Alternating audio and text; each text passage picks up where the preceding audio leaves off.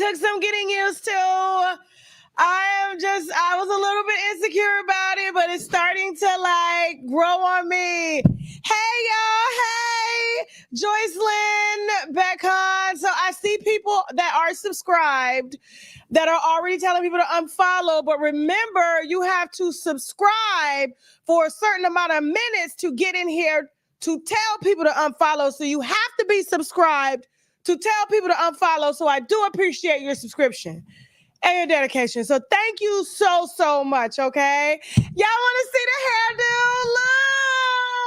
Oh my God. My daughter picked it out. What'd you say? My daughter picked it out. She told me I needed to let go of the black. I needed to get something a little younger, a little hipper. And and she likes my wave. So shout out to Tattoo. Shout out to Tattoo. And so here's the thing. All right. So listen, enough about me. I missed you guys. You guys do know real quick before we get into this town hall meeting. Okay. I do want to say the link is in the chat. This is all about you guys. I'm not here to argue with y'all. If y'all want to argue with each other, use the platform to do so. I do understand that this is high emotion right now, and you guys are hot with me. Fire like my hair, okay? And listen, I'm not going to judge you. Whatever it is that you want to say to me, it is an open forum. I am not going to judge you. I am not going to make you feel bad. You know what I'm saying? About your thoughts on anything. You know the wino is always right, period, okay? Moderators, the link is in the chat. Please feel free to share the link. If nobody hits the link, then I'm going to go ahead and do some on-the-fly gossip. Okay. So, but I had a lot of people DMing me saying, hey, you need to do a live. We need to share our thoughts. So I'm just asking these people where y'all at, because y'all been dragging me on Twitter all day. You've been dragging me on Instagram. You've been dragging me on TikTok. You've been dragging me on Facebook. Y'all drag me anyway, but this is a whole nother level. This is a whole, even my mama been dragging me. I'm like, mama, please. Okay. I was just like, this is too much. And so I didn't get no sleep last night. Okay. Y'all coming on here. I ain't get no sleep last night because I was up looking at all y'all messages and reading them. And I'm going to be honest with you. Y'all hurt me to my heart the way y'all came at me. I promise you I didn't know. I didn't know it was like that. Like, I didn't know it was that bad. Like that. Like, and forgive me for being ignorant, but that's what we're here for. We're here.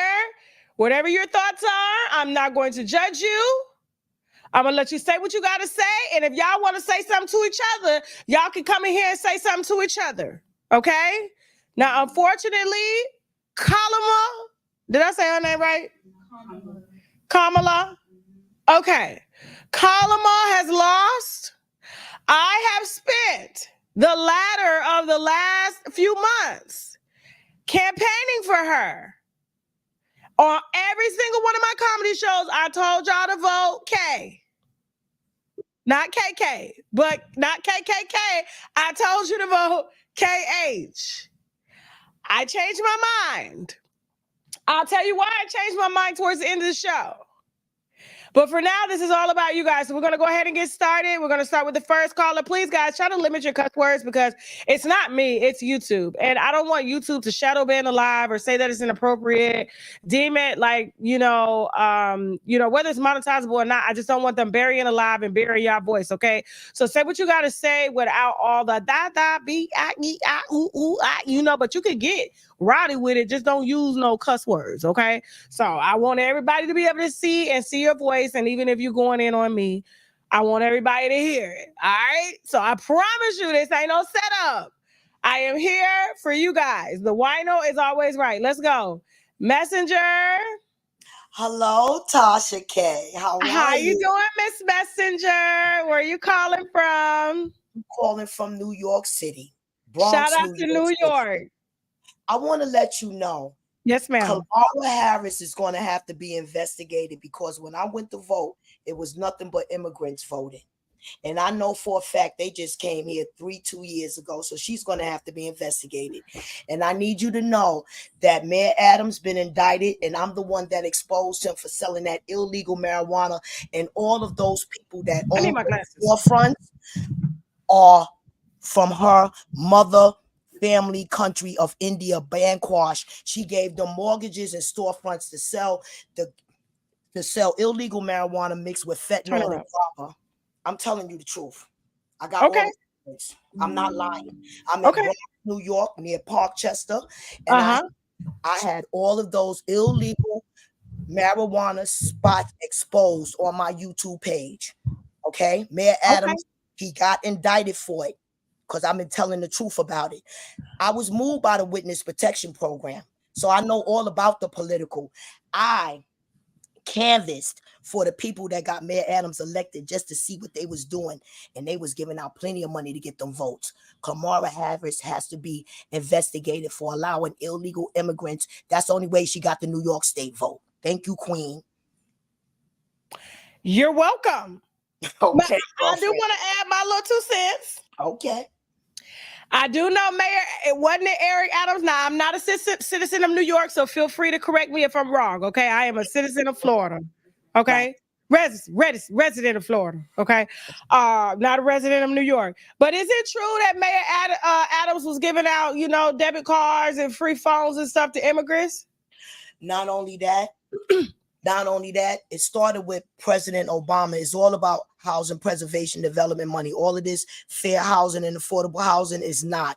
The rent is $4,000 in a ghetto rat roach infested apartment in Bronx, New York. And Kamala Harris made Black Americans and Spanish Americans they slave because they raised the Section 8 rent to $4,000 and allow private Indian landlord owners to collect $4,000 from Section 8. Yes, they do. The Democrat Party has been depleting and bankrupting New York City and America. And I got all the evidence. See, I was a little shocked. I'm going to say this. I was a little shocked that New York and California went blue. That's being because that of the immigrants. Homeless community is through the roof. That's why. That to me, I've been to California and I can't stay because I can't watch it. It's bad. It's so bad. And I was shocked because I was just like, this homelessness, like who's gonna say something? Why are they giving debit cards to the immigrants that just got here and not the people sleeping on the street? Tasha, I'm just asking a question. They're giving mortgages. Kamala is giving mortgages and storefronts. Dunkin' Donuts are owned by everybody of her mother descent. I knew my grandson was going to I appreciate you. We're going to go ahead and get to somebody else. Thank you very much. But know that what I told you is the absolute truth, and I have all the evidence. Thank you. Okay. Thank you. I love you so much, Miss Messenger. Thank you so much, Sean. So shout out to Sean Davey way up in here. We got to shout out to our fellow coworkers, our YouTubers. I love you, baby. So here's the thing. Okay, so I got dragged yesterday. I lost a total of about almost 10,000 followers. And I don't like to say followers. I like to say winos. So they're ex-winos now. And they were pretty upset with me for going red. Okay. I've always been a red girl, but I have voted blue sometime. But this, I just couldn't bring myself to do it. And I tried, y'all. I really, really tried. But like I said, I'll save my thoughts to the end. This is all about y'all. If y'all got something to say to me personally and you don't like what I've done or how I've done it, the floor is open, okay? Nobody is getting judged here. Everybody has the right to free speech. The only thing that I ask is that you do not curse because I do not want YouTube burying the live because you guys are really sharing your personal thoughts on your experiences, especially given this crazy election, okay? And so it's not about me, it's about you guys, okay? What'd you say? In a minute. Regina, come on up. Come on up, Regina. Yes, I'm here. How you doing, Regina? Where you calling from, baby? I am calling from Atlanta, Georgia. Shout out to ATL. Y'all went red yesterday. What happened? Well, let me just tell you. I don't know I'm so confused on what people was watching. Because every time I watched her, she had no answer for nothing. Thank you. That's what I was saying. She was. This is what she was doing, Regina. This is what she was doing in the last days. It was like. You know, and she was bouncing her hair. She had that blowout, and she was like, "Don't you know what I'm talking about?" He said no. He said no, I don't. Like, he said no, I don't. Kalama, come on now, come on, say something, girls. All she did was. Don't do this. Look, Tasha, I'm so confused. Like, I'm watching this debate. You get the first question. The first question is, do you think that we are better off today than we were 4 years ago? Her response was, I was born out in the field, and Jesus came and anointed me, and so I'm here. I said, what? I'm here? Okay. Then she goes on to say the next one, would you do anything different on The View? She said, not that I could think of. Everything looked great to me. Everything looked great. I put on my trash bag.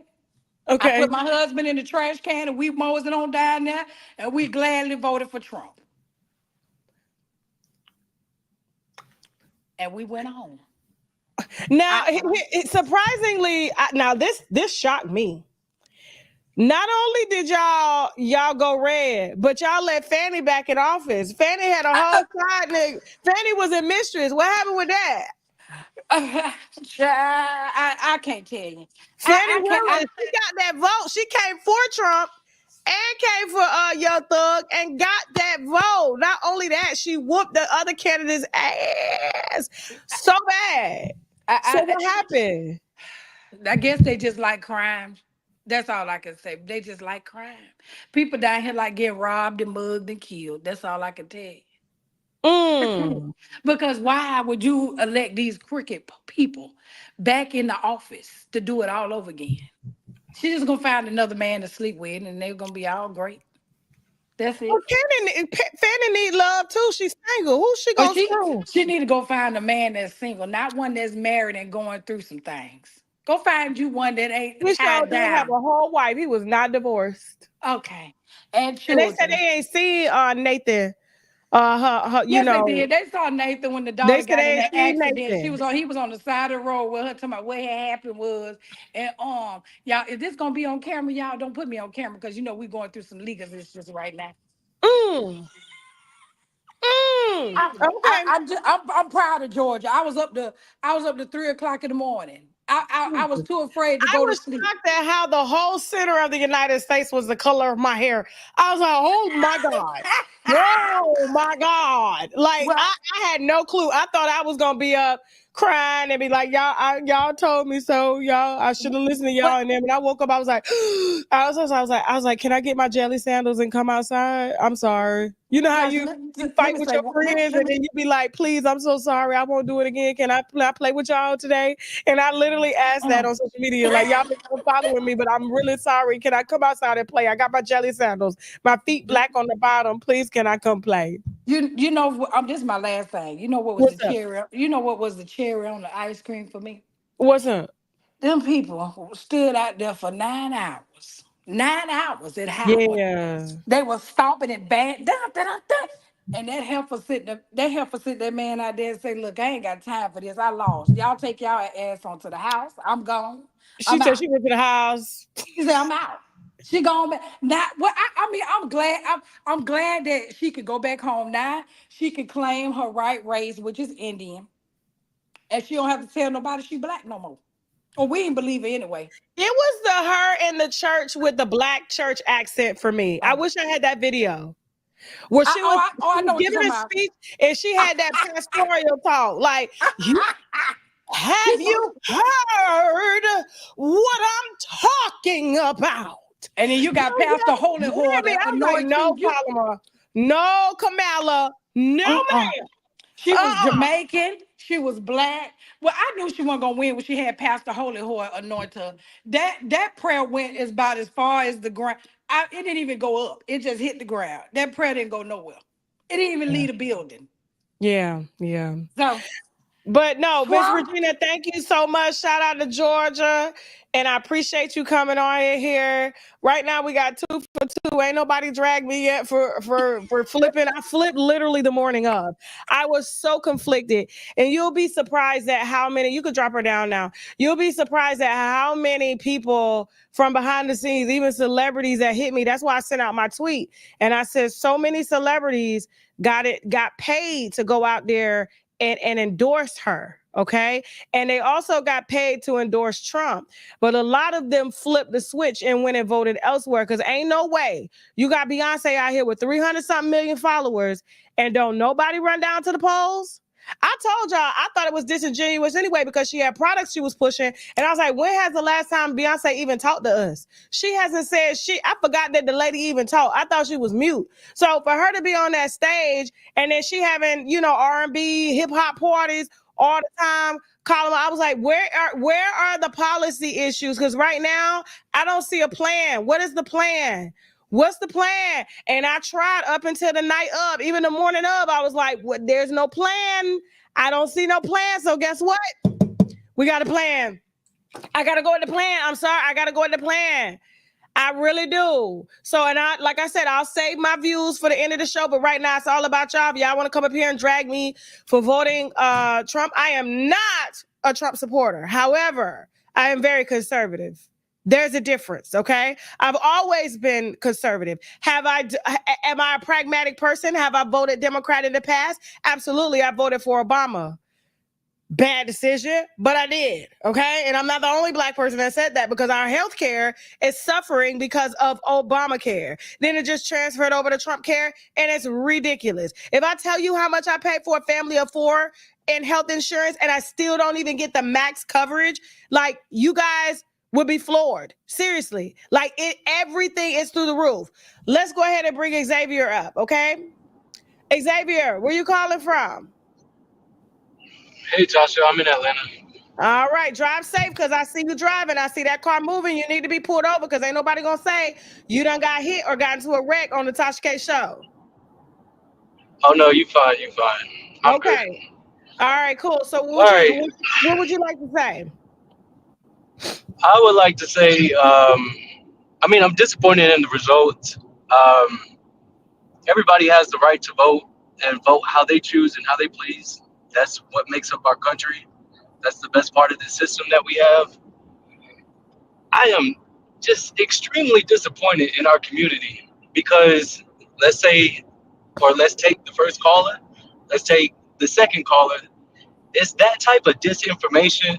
It's that type of miseducation. It's that type of lack of wanting to find the truth and knowledge. It's that level of wanting to tear down each other in our community and put up a white man who is literally running so that he can stay out of prison. That was it. Trump don't care about nobody but himself. And it's always been that way. Okay. Exactly. Do we not forget? Okay, Xavier. I'm sorry, go ahead. I hear you. Now, you came up here and you said that it was disinformation and misinformation. What is it that the first and the second caller said that got you triggered and just upset with the community as a whole? Not just because you feel like they're supporting a white man. What is it about what they said that triggered you? Yeah, I'm not necessarily triggered about anything that they said personally. It's just that same mindset. And it's the mindset of thinking, okay, the first caller was talking about funding that was given through the mayor of New York and how Kamala was played a part in that or had a hand in that. That's not true. Actually, that was going on before Biden got in office. Those were plans that Donald Trump actually put into effect. So it's that spread of misinformation. And then it's also these same type of people, that auntie age, that listens to every single thing on Facebook because that's all they do is sit on Facebook. And it's a ton of misinformation. So nobody knows anything or knows any real facts because those same group of ladies like them first 2 callers, all they do is sit on Facebook and they collect information, or they on somebody's Instagram and they going back and forth in the chats, and they not taking the time to go actually find real information. So they do exactly what these MAGA people do, and they turn into these giant conspiracy theorists. It's ignorant. It's sad. And you tear down somebody from your own community. You call it not a part of your community. You repeat back the same rhetoric that the white people do. And that's exactly what it's like. You play into the hand, people like that. And it's not everybody in the community. I've spoken to plenty of black men, plenty of black women, white men and white women who are just blindsided like myself with what has happened. But it's this same type of rhetoric. We can hold her to this high degree of, oh, she didn't do this, oh, she didn't do that. But do we not forget how we almost went to war with Iran up under Trump because they shot down an unmanned drone, and they were literally had and until the generals told them that it was going to be 105 people that was going to die. And within 5 minutes of them launching that attack on Iran, he pulled out at the last minute. Did we forget that? Like, I don't understand how we let Trump just do any and everything, and the level that we hold him accountable to.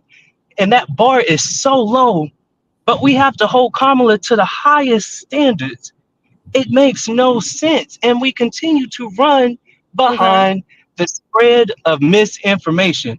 Now, if you wanted to vote for Trump and you were making over $400,000, that's cool. I can see how it benefits you with the tax benefits and the tax cuts. If you're making money, cool. If you're not making more than $400,000 a year, that's just like saying black people for KKK. That's just like saying forest for forest fires. It makes no sense. You're voting in your worst interest. Okay. Now, Xavier, you are a black man, I take it? Yeah, I am. Sorry. Okay. It's me. Hey, how you doing?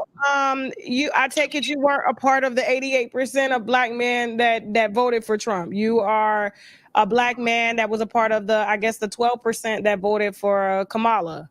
And that is correct. All right. So why did you vote for Kamala? Just real quick, short and sweet, and then we're going to move on. Yeah, real quick, short and sweet. I voted because it was the lesser of two evils. I know what Trump's presidency is about. I know what it stands for. Trump is putting JFK in charge of JFK Jr. in charge of all of the health departments. The same man who doesn't believe in vaccines. He's putting Herschel Walker, CTE self, who can't even complete a full sentence, in charge of some military base that's supposed to be built in Georgia. Like, it just makes no sense to me. But it is what it is. And we're going to reap what we sow. If we want to burn it all down and build it back up, that's what we're going to have to go through now. Okay. Well, I appreciate you calling in and sharing your voice, and you're very passionate about it. And I do apologize, that your candidate did not win. And so like I said, I wanted Kamala. I wanted for Kamala, but it was the lack of addressing the issues and the lack of debates for me. And I was like, and I couldn't just rest on the lesser evil. I needed somebody with a plan, because without a plan, where are we going? And right now where we are, it's just not a good place for nobody. It doesn't matter if you're poor or if you make over $400,000 a year. I know people that are making way more than $400,000 a year that are suffering because of the inflation that is astronomical right now for all Americans. And so I was just like, I'm done with the politicians.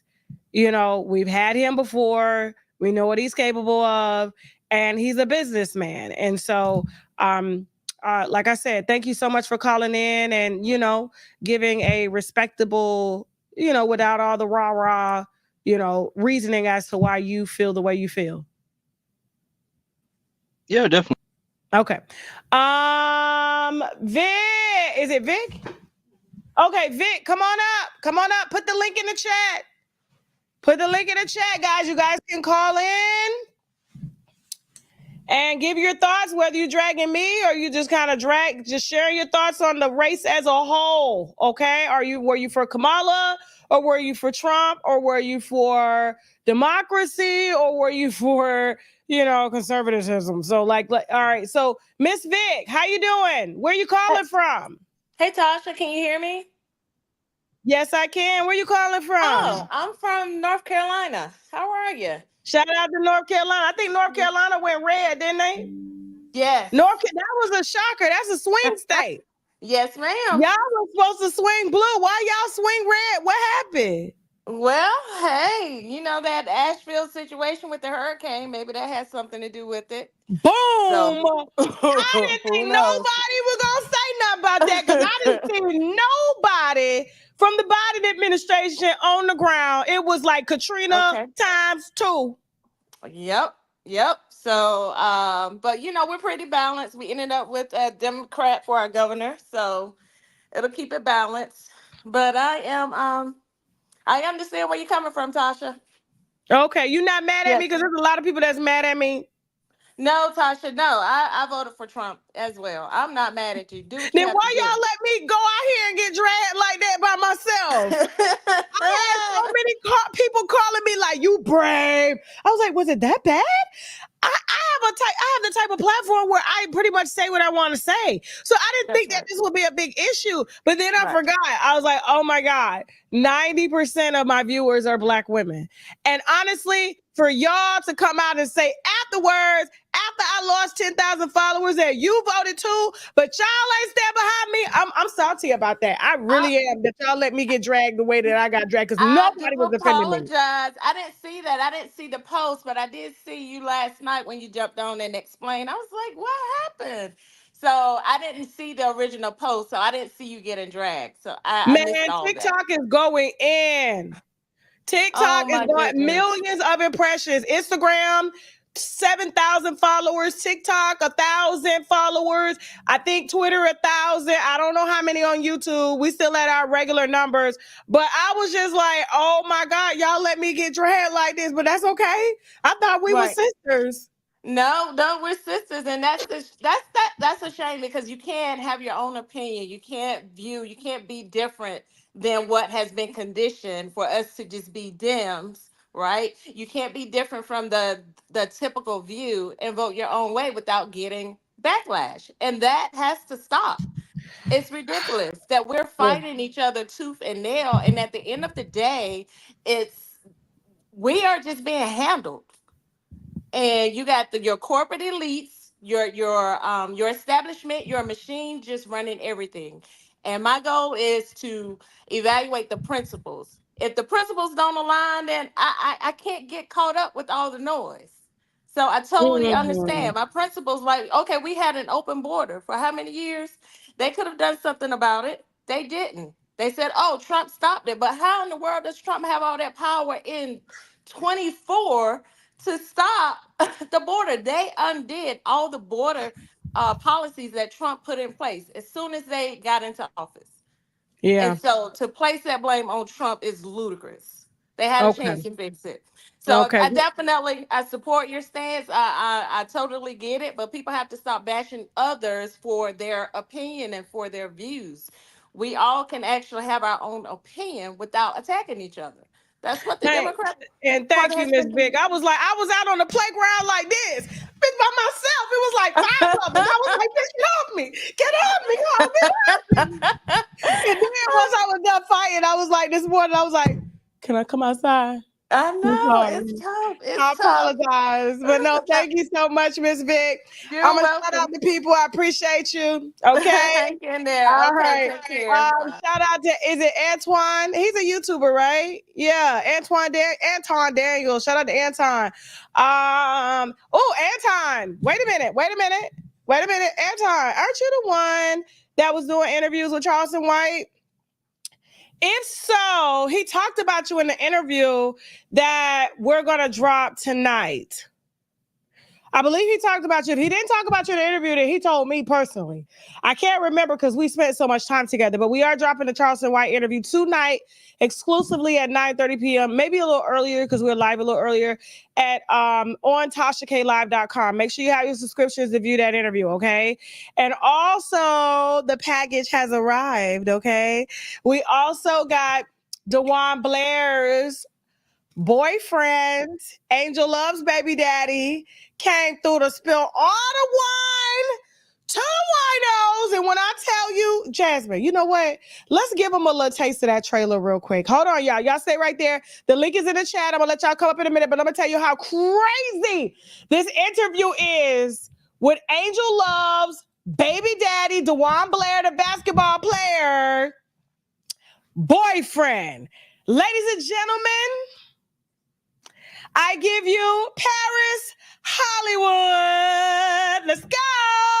Paris. Yes. You released a video of you and Dewan Blair in the bed. Angel Love from Basketball Wives, Baby Daddy. This was my husband. This was going to be my husband. You would have still had me just like he had her. But you crossed the line with somebody in my house. He brought somebody in your house? In my bed. Me finding out that somebody is pregnant and you're cheating and lying to me, saying that you're out of town and you're 9 minutes down the street. He brought somebody that was 400 pounds? A big, thick, chunky guy. I see you have a fetish of chubby people. But I remember you telling me that your mom is a big woman. And I remember you showing me pictures. But damn, 5'8" and 350, almost 400 pounds, that's beyond me. You see me walking here. You see the class and the sophistication that I have. You see me walking here? You see the class and sophistication that I come with? Yeah, buddy. TashaKLive.com gonna be lit this Friday when my ass is in surgery, okay? And matter of fact, this is an up surgery, so I get to watch what the doctor doing. So ain't nobody going to sleep. Ain't no knocking on wood that I'm gonna wake up. I'm gonna already be up, okay? So listen, y'all make sure y'all had them subscriptions. We got Charleston White tonight, and we got Paris Hollywood, Angel Love's baby daddy's boyfriend. And when I tell you, the class and sophistication, shout out to Paris. Yes, sir. Yes, sir. Okay. He was crying a lot, y'all. That's why his voice was like that. He was crying all week. His eyes were swole. He was crying. This interview is so emotional. So y'all make sure y'all have your subscriptions. TashaKLive.com. It will be out this Friday, okay? All right. So real quick, who's next? I can't see at the bottom. What's the name? Huh? More Threads LLC. How you doing and where you calling from? Hey, Tasha, can you hear me well? Yes, I can. Hey, I'm not going to take too much of your time, but yeah, I'm about to drag you a little bit. But it's not for what you think. Okay. How dare you go and apologize for your damn vote? It is your vote. You don't have to explain a damn thing to nobody about why you sitting up here voting for somebody else. It is your right. Our ancestors, and let's be clear, honey, you from Panama City, you a whole Florida Maroon, okay? Part of you are part of the Underground Railroad from there. You don't apologize for a damn thing. I know, It's your I love vote. y'all so much. But see, that shaming.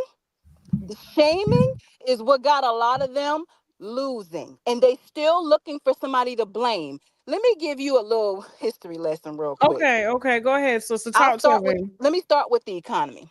Nobody give a damn about who liked Trump now. Years ago, a lot of people would have never voted for him. They hated him. They couldn't stand him.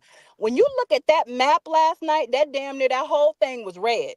People are tired. Kamala did not have a plan, not to mention a lot of people started talking about the things that she has done in the past. Now, you can talk about Trump because he's not perfect. I don't think he's perfect. I think he's arrogant. I'm being real. But let's be realistic now. If you take the emotion out of it, when he was over the economy, we did have a little bit, well, I did have a little bit more money. Gas was a little bit cheaper.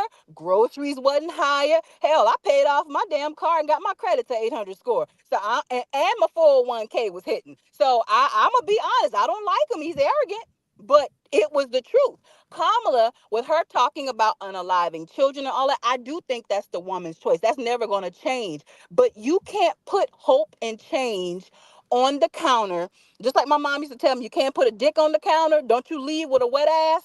You can't put hope and change on the counter when the light bill is due. You can't put hope and change, when the mortgage or the rent, and half people can't even get a house. So she should have addressed those things instead of just that. And that right there, the fact that she brought out all these celebrities and did all this stuff, and it didn't work. And a lot of them, I really believe they wanted the money and they took their ass in that booth and did something else. But why would somebody, now me, I'm bold. I'll tell you, I voted for him. It's my vote. yeah, I don't vote the way people want me to vote. I vote for what benefits me. But a lot of them, they wanted that bag. And a lot of people who weren't millionaires went into that booth and voted for him because they know deep in their heart, we don't care for him like that. But he is a businessman. So let's be clear. And if the Democrats were really our friends, they would address the wealth gap. They would address student loans outside of federal employees. All of that stuff. As black people, foundational black people, I'm gonna say that, or people whose people are freedmen, people who are here, we behind in the wealth gap. We got to work 10 times harder. My family had land in South Carolina and it's been taken. So the majority of black towns, communities, business districts, that shit is sitting under highways. Every interstate you own that we have, the 1956 Highway Act, black towns, communities. I post about it on Instagram all the time. I have a huge following just for posting history. They didn't do anything to address the wealth gap. She's not even, I don't even think she's black. And even if she is black, she's addressing Hey, more close that door. immigrants because that's what her mother is. So anytime I notice that when it's for black people, what really did it for me is when I see them did that Asian hate crime bill. I don't hate anybody. Okay. But let me tell you something. We are number one for hate crime. Been for the past 400 years. And if y'all were our friend, truly our friend, you would have done something. All they want to do is talk about immunity. Trump going to give immunity. Hell, they already got it. And they got it under Obama. They still unaliving plenty of black people, many you don't hear about. They never address the towns and the business districts that are under lakes. Lake Lanier in Georgia. You can't keep people from dying from there. It's cursed. All these things. So no, but you helping immigrants, you helping Ukraine, and half of the Indians and Asians I know here, they didn't vote for her. But you sat your ass up there and you trying to shame black people, but you didn't shame your mama people. You didn't shame nobody else. You didn't shame your husband people. Obama brought his ass up there. I voted for him, and he didn't do not a damn thing for black people. But he did for gays. He did for everybody else. So no, black people need to learn. I love us to death, but take the emotion out of it. And I'm gonna be real. We had more during Jim Crow. I may lose following. I have 150,000 followers on Instagram. I may lose some. What is your IG handle? They're asking because they say you eating, baby. You eating.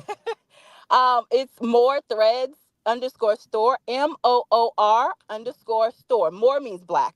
Okay. So, but it's true. We had more during Jim Crow. Black men and women now, I'm looking at how they dragging the black men, how you shaming some of the black women that did something different when all we had was each other after slavery. Nobody talks about that.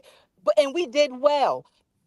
We did very well. And then we got into civil rights. And the sad part, I say this and I end with it. 1964 Civil Rights Act, everybody benefiting from that shit but us. Everybody. They had the Fearless Fund, these two black girls who they say pick yourself up by your bootstraps. These two black women, they may not be foundation, I don't know. But they were trying to help their own people fund businesses. Some white dude came in there and used the same law that our people march for everybody to have and shut it down. But it's okay when Asians have it. It's okay. And anytime, one more thing. Anytime it's time for black people to get something, it's people of color. Y'all ain't noticed that? Minorities. The trick bag words. And we can't do anything. And Kamala, it's not like I'm gonna do anything for black people. No, that vitriol right there, right there. Y'all better stop worrying about who did the Divine Nine, who went to Howard. Howard looked like shit. They are in the news, in the local news all the time for mold and rats. She didn't do nothing for it then, but she gladly used it to fund black people. Please, y'all, I know y'all may not like Trump. I don't either. But your vote, they're supposed to do something for you. And the truth is, everything went up. And Biden, I understand Trump is racist, but all of the presidents are racist.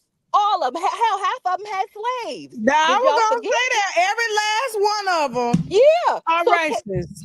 So take the emotion out of it and get what you can get. Now, our grandparents took what they can get from that 1950s on up to 1870. We did well, hundreds of black towns. However, and our grandparents got what they needed and they voted Republican. And I leave you with this.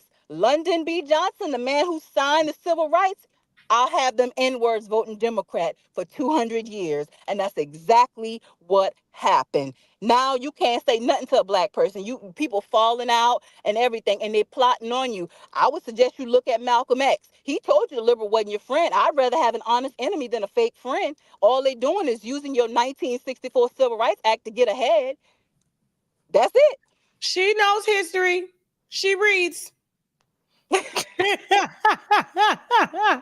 Thank you so much. And listen, I didn't apologize for who I voted for. I do want to clear that up. What I apologized for was bringing an energy to our platform that disrupted people's energy. So my platform, it stays out of the mud. We come here, we get our wine, we get our gossip. We're good girlfriends, good boyfriends too. We even got the husbands that be like, what Tasha say? You know what I'm saying? Even the white folks now is kicking with us, okay? Like, that's what we do. We laugh, we talk, we commune over everybody's problems. So for me to kind of go outside of the group and do that, and then it's like, wait a minute, why did you share it? It was mostly like, I shouldn't have just shared it. But I really did. When I tell you it was oblivious, because I've been used to for years. I've had this platform 8 years here. Sharing things that have gotten me sued, sharing things that have gotten me canceled in the past. You know what I'm saying? So I was used to it, but I did not think that I was disrupting people's happiness and causing an energy that they get on other platforms that they don't like. We come together as a community of winos. We're always right. My opinion is not above anybody else's opinions or anything like that. We all come here to commune. That's why I don't block. That's why I don't try to control y'all. We are all grown adults that happen to be communing with the news. And so that's what I apologize for, was disrupting everybody's energy. No, that's unacceptable. You didn't ruin their damn happiness. Biden ruined black people happiness in the 80s and 90s when they did him and Clinton did that crime bill, when they destroyed black families. Inflation, and a few years ago, that ruined our paychecks. Sometimes, and like I said, I looked at that map last night. A lot of people went and voted for him behind the scenes because of the type of shame. Nobody should have to deal with that. You are a Florida Maroon. If you don't know nothing else, please look that up. Oh, I know what I am, baby. I know. Born and bred. That's why I was just like, I don't know why people got it twisted. Like, I voted blue in the past. I'm a very pragmatic voter. You know what I'm saying? And so my thing is, it was like, this wasn't making sense. And I will give Biden his credit. My sister got her student loans forgiven. Yes. My best friend got $100,000 worth of student loans forgiven. He really did do that. Yes. But him passing laws in the middle of the night, passing bills, not laws, but bills in the middle of the night to send millions of dollars to Ukraine without asking us. And illegals. Don't forget that. They get food and shelter. And I know that for a fact because I visited. That rubbed me the wrong way. That's like me as a wife, me waking up and my husband done gave all the money to the strippers. Exactly. And they never addressed that. And people are tired. That's why that map looked the way it did. Tasha, years ago, people would have never looked at Trump. They hated him. They thought he was arrogant. And he is arrogant. He is. But when most entrepreneurs we are the worst type of people to work with and work for. I get it all the time from my team. It's because we have pressure. We have to make sure everybody eats. I have to set aside emotion and really go at what's pragmatic. Like, what is the best solution for my business? What is the best solution for everybody involved? And so that's what I did. And even my team was like, what happened? My husband was just laughing because he was like, I knew you were going to do it. Tasha, like, you were around here telling everybody you would vote for Kamala. And I was just like, but I really was. I was like, girl power. But then when she kept sending out the rappers to perform, I was like, are we at a concert? What's going on? Yeah, that's how they look at us. They would never approach other communities with a damn concert. When they go to them, they get tangible benefits. And Tasha, even though you run a business, I understand that. Your team, no matter what you pay them, we still have to worry about inflation. Some people, the millennials, regardless if you get paid or not, half of you can't save money or you can't get house. That's outside of you. So when you sitting up here sending Beyonce, and I love Beyonce, but you sitting out here sending Beyonce, you sending Cardi B, you sending all these stuff to, these people to talk to us, they can't relate to inflation. Girl, she said women that ain't talked to us in years as a woman And she said women that couldn't talk without reading and they couldn't read, child. Yeah, and you can't When you really relate. with somebody, you don't need to look at no paper, no teleprompter. It comes from the heart. You already know what it is. But because everything is so staged and so prepped, I am done being pandered to. I am done being mocked. I am done being lied to. And that's the thing. I would rather somebody be honest about their character, like Hot Cheeto. But at the end of the day, boy, where does paper at? Because we got people that need to eat. Yeah, and I think that's where she messed up, and she was so arrogant. Kamala, I think she comes off as just a little arrogant. Like last night, I understand I'm with mental health. They may have stung her a little bit. Democrats are shell shocked. I don't care what nobody says. They're used to us, and my mother is a little, she a little upset with me based on what I have said. But my mama hung up the phone on me today. Yeah, my mom is pissed, but I had to tell her. I was like, Mama, I love you. Boom. I was like, oh my God. Yeah. But Tasha, what they fail to realize is a lot of our generation, we consider millennials, we have to work harder and we got to help them too. Like, I understand you have a business, but you got to remember outside of your business, you have to eat too. And a lot of times our family turn to us. Those of us, please don't put me on the spot. I ain't successful. I'm just starting a business. It's okay. It's okay, But child. they turn to us when they need something. So now we got to deal with feeding, people who work for us and taking care of our parents, because that generation, they need a little help. So no, I am going to look at the business person if I've already tried a politician, and in 60 years, Tasha, nothing has changed. Man, listen, I went vegan because everybody kept asking for money. So vegan, a pack of beans ain't but $2. So, and I'm a very vegan person. I'm going to let you eat before I eat. And so when I go to the dry foods aisle, I get the canned goods, the vegan goods, and really my grocery bill by myself. So my husband and my kids eat steak and I eat beans and rice. Because I ain't got it. But they come to us. You know what I'm saying? Yeah. And we have a lot. And then imagine having a business, then your family looking at it like, oh, you got a successful business, so you got to help them too. And all of this inflation and gas. So, people, instead of shaming people because they're not doing what you think they should do, try to see things from that point of view. And that's it, because somebody else got to come in. And that's all I'm gonna say. And I appreciate you. You are eating, girl. Please shout out your Instagram real quick so they can follow, because they want to follow you, honey. I actually have a business. I'm launching this month right here. But anyways, more threads _ more threads store _store. So more is spelled different. MOOR threads THREADS _store. Thank you, Tasha. Thank you. I love you. And I take everything that you just said to heart. You right. All right. Have a good night. All right, baby. All right. I'm trying to say things. My daddy told me one day when he asked me for money. I was like, Daddy, I ain't got it. He said, but you got $4 million in debt. I said, but Daddy, that should tell you ain't got it. He said, no, they don't get that type of debt to people that ain't got it. I said, what the? Daddy. He said, no, let me get them $300. Niggas don't even care no more. I'm around here like Gabby Union, paying half the bills, taking care of all my family and everything, and I'm eating beans and rice. Ain't nobody thinking about me when I'm getting my makeup from CVS, okay? When I got to cut my own hair and damn near color it myself, okay? Nobody thinks about Tasha. But as soon as Tasha does something that goes against the popular vote, you guys want to drag me and cancel me, and now I really got to eat beans and rice because y'all are unsubscribing. That is so not fair. Bring this next person up. Come on, Queen Tulsa, let's go. Hey, y'all try to get my comments for 2 minutes too. Let her up. You can see her. Let her up. Yeah, let me see. Hey, y'all. How y'all doing? Hey, baby, do half so we can see her. Okay, there we go. Hey, baby. Hi, Queen Tulsa. Hey, it's good to see you, Tasha. Listen here. Okay, you one of my girls, so you about to drag me, huh? I know you is. No, actually, I want to thank you for utilizing your right to vote, because there was a lot of Black people that didn't come out here and vote. And I know that you stay in Texas, Florida. Well, you're from Florida, but there was a law that could have gotten passed for the legal 420, but it was a lot of people that didn't get out and vote. So there's no need for y'all to be complaining when you didn't get out and voted. You could have changed that law and made it legal. I have a few things that I want to just drop by to you. This is from V. Lenore.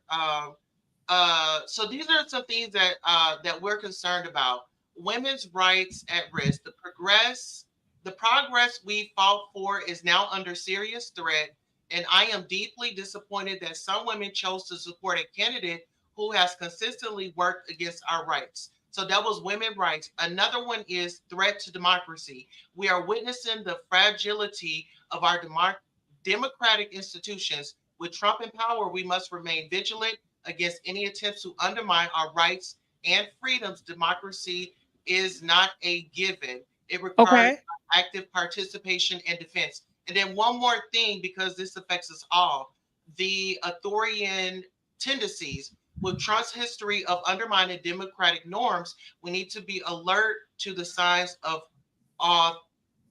authoritarianism. Our civil liberties could be stripped away. We must fight back against any moves toward dictatorship. And pretty much what that is, that'll really hurt us as a community. So I'm not here to go back and forth about who voted for who. It's, can we agree to disagree? Can we come together and make these changes? Okay. You know? Now, my Queen Tulsa, because you know, me and you have a rapport. Yes, we do. And we know each other. You was out there in Tulsa when they almost ran me out the building, child. You know, on my comedy tour, I was just like, damn, and you tried to, you know, settle the beef. You know, they say I don't like trans women. Is that true, Queen Tulsa? That is not true. We had a funky blast. You gave me the VIP treatment. It was everything that that we do. We're bloggers. We're out here. We got to cover a story. You've been in my headlines. I'm pretty sure some of my sisters been in yours. And it's nothing personal. It's just we all have a job to do. Okay. Now, real quick. Now, of course, you voted blue. No, actually, I voted. You voted who? Independent. Now, Queen Tulsa. Now, talk to me now. Come, lean in, Queen Tulsa, because you trans and you stand to gain a lot from a democracy. Well, T.S. Madison, Mandy Manhands is on live saying that we crazy because we voted against blue, and that's going to mean, you know, repercussions for trans women and rights to hormone, and, you know, they're going to be rolling back you guys' surgeries, I guess, that were being paid for by the state. Is this true? Because she went to a basement. I don't think she had actual surgery. Oh, well, see, with her, I'm not really sure about her. T.S. Matter, she's very controversial, and it's like, I don't know how you could be okay. I mean, I guess she's got money now, so, you know, a price of eggs being $25 isn't an issue for her, but it's us people that are out here, like we said, like the young lady said before, when Trump was in office, we had some change in our pockets, and now it's like we're trying to get blood from a rock. So I think that maybe sis needs to reevaluate kind of the things that were going on and make her assumption from there. But, you know, we all have a right to vote. I think that you did an amazing job with your vote. Like I said, some people of color did not get out and vote. And so I think that her energy should be to those people and tell them don't say nothing because they didn't vote. Oh, okay. Well, thank you so much for representing the LGBTQ and exercising your right to vote as well as your opinion. And I respect your opinion, and I don't see anything wrong with it at all. So thank you, Tasha. I love you, sis. Okay, baby. All right. Now, somebody said in the comments, somebody talking mess. Because I could go live here and show y'all, we are going in order. Nobody is selecting people. I don't know. I know the people are winos and they could not be winos, but I'm not strategically selecting people that are agreeing with me. Everybody that's calling in, I don't know these people. I'm literally just hitting yes. Everybody's in order. I'll tell you right now who's next. Jasmine, read the name real quick. Who is that? Who? Vepa Par, Rebecca King, Tatiana, Nee. Who else? Messenger, we already did. Race Woods, Bree, Savvy, Hove, Micah, who else? B4 Sugar Bear. These are all the people that are up next. The link is in the chat if you want to get in and cuss me out. Not that I give a damn anyway. Okay? So Up next, let's go. Who's it? Vipapar. Hi, Vipapar. Where you calling from? Hi, Tasha. How you Hey, doing today? baby. I'm good. I'm good. Where you Listen, calling I don't from? have a. Well, I could say I'm calling from Virginia. Hmm. Okay, shout out to Okay, Virginia. all right. I'm kind of mad with Virginia because we was almost red, but Yeah, the y'all were county blue. I I was lived gonna in, say, yeah, yeah. the county I lived in was not. And some of us upset it and made it so it didn't go red. But anyway, like I say, I'm calling because I've been for Trump the whole time. I caught your PSA that you did the other day, and it was a little bit. I said, "Wait a minute!" And so I was in the chat going, "Who did you vote for?" And but you weren't answering. You were just giving your PSA announcement. But I was like, you really don't have a political platform. You know, you do I celebrity know. gossip. Yeah. So, I mean, it wasn't clear. I did hear you say before something about Kamala earlier, and I was like, oh, so she for Kamala too. I also listened to funky stuff, and I said, oh, Lord, he's for Kamala. I said, what I want to say is, as Black people, we need to be aware this was the most critical election of our times. No Okay. other election has been this critical like this one was. And the fact that the Democrats have, the Democrats basically, they're communists. That's who the Communist Party is. They were calling Trump uh, fascist, Nazi, everything that they are. At one time, the Democrats had us believing that they were for us as a group of people. What they have done is they have taken our votes and they have basically taken us as a group of people for granted. And what they have been trying to do is weaponize us with our own votes because they have given us nothing in return for those votes. So I was like, well, how can they be loyal to a group only by what they call it, identity, color? You know, Okay. yes, that's what we're voting for the Democrats for. It's only based on the ID factor. We vote for Black, so we Black, so we're gonna vote for Democrats. And like I said, that's something that's long since we have to start paying attention as a group of people to politics. And that's Okay. what we need to do. And we need to make sure that we know who we're voting for and why we're voting for them. And I did want to say another thing. As long as we also continue to watch the mainstream media, we're gonna never be correct on who we vote for as a people, not as Black people, because the Okay. mainstream media consists of mostly Democrats. That's who Okay. owns the mainstream media. If you want to know your facts, you actually have to look at the internet. The Well, internet, listen, Miss Parr, thank you so much. Because I've been letting the callers go a long time, I'm right? gonna try to keep it to a minute to 2 minutes, okay? All And right. so I wholeheartedly agree with you, and thank you so much for calling in. And I'm sad that your state didn't go the way that you wanted it to go. Way I wanted to Okay. go, it went that way. So I'm Yeah. I'm Okay. happy Yeah. with Yeah. Yeah. it. Yeah. Yeah. Yeah. You're right. Yes, Okay. yes. All right. Thank you Okay. so much, Rebecca K. Come on up here. Where you calling from, Rebecca? Hi. Hello. Hi. Hi, Tasha. I'm calling from the UK. Shout out to the UK. Now, what you got to say, child? We like to hear what the outsiders got to say. What you got to say about what happened? Well, Tasha, I'm with you. I supported your stance. Um, a lot of people Thank you. here in the UK were rooting for President Trump, and we are happy with the outcome. Yes, Oh, we are. why were you rooting for Trump and he not your president? Okay, from my standpoint, I have been following this election for quite a while, Mm-hmm. and I've also listened to. I'm not sure if many people tuned in to Candace when she broke down um, Kamala's Harris heritage. Okay. Uh, yes, so I followed that. Now I came to the conclusion that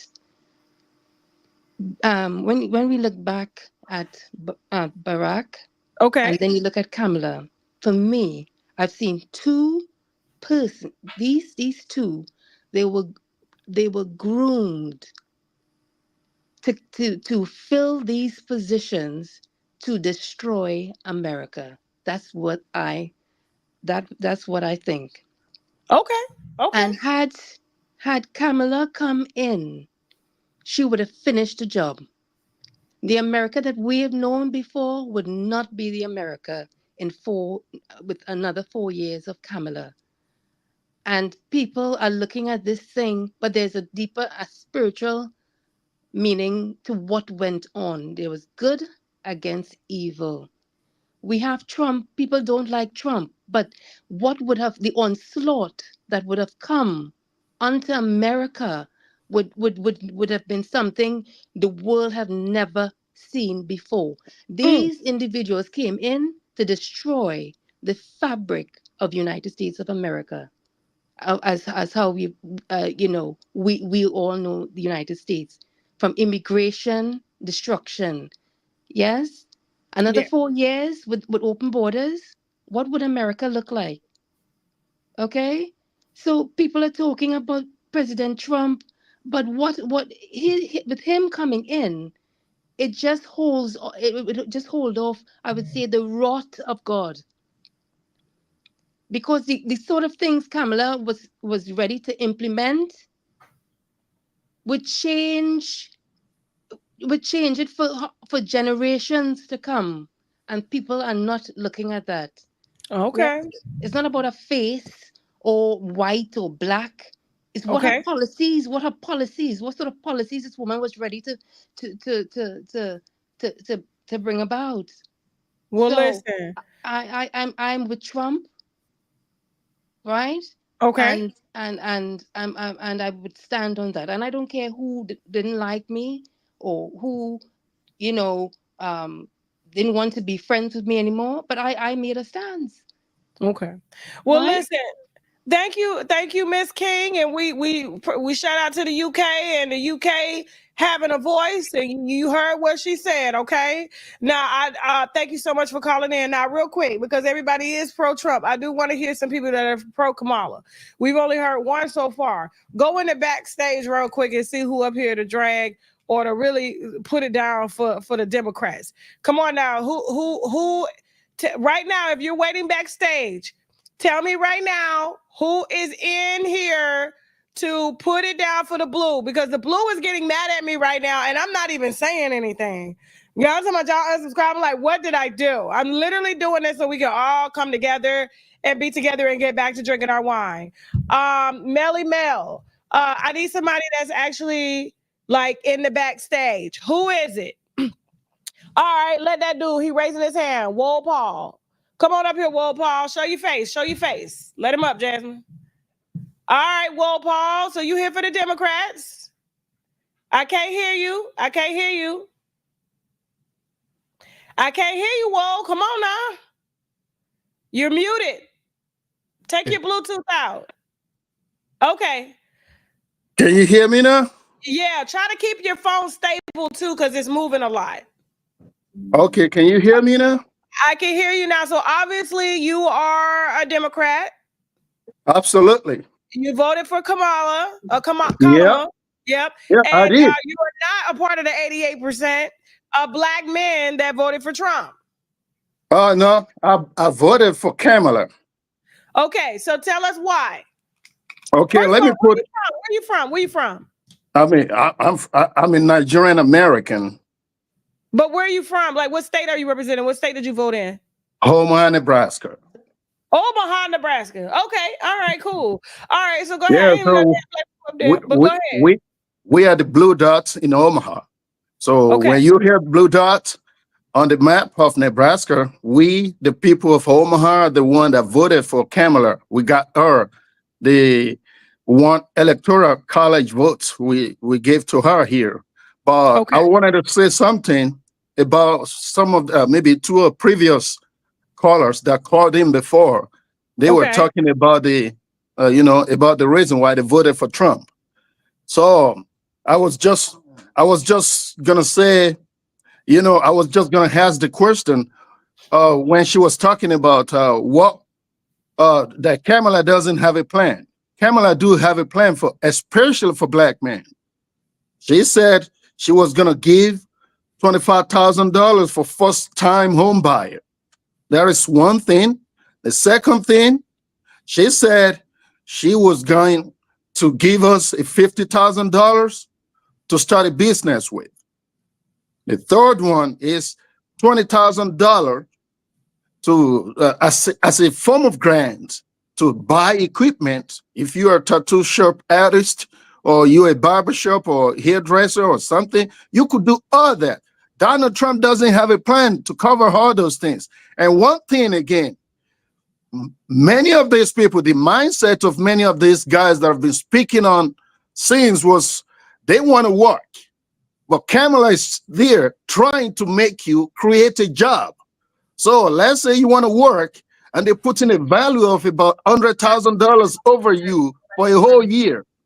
But you could make that $100,000 within 2 or 3 months if you actually have a job that you create by yourself. So the mindset of people is they want to work. I don't get it. And most of all these plans are geared toward helping black men, black people to stand on their feet, to be able to become entrepreneurs so that they will be able to fend for their family. But some mindset is saying they want to work. You want to go and work under a white man who don't look at you as someone that could be better in life, or that someone that could be as equal as him. They look down on you, but they're giving you $20,000, $30,000. They don't put a value on your life. They don't appreciate who you are. They just look at you as a piece of equipment. No. So, and another thing I need to tell you is that if you look back in history for the past, let's say 50 to 60 years ago, up to this very moment, any position of authority that you find a black man, those black people had gone to those positions on the platform of Democrat.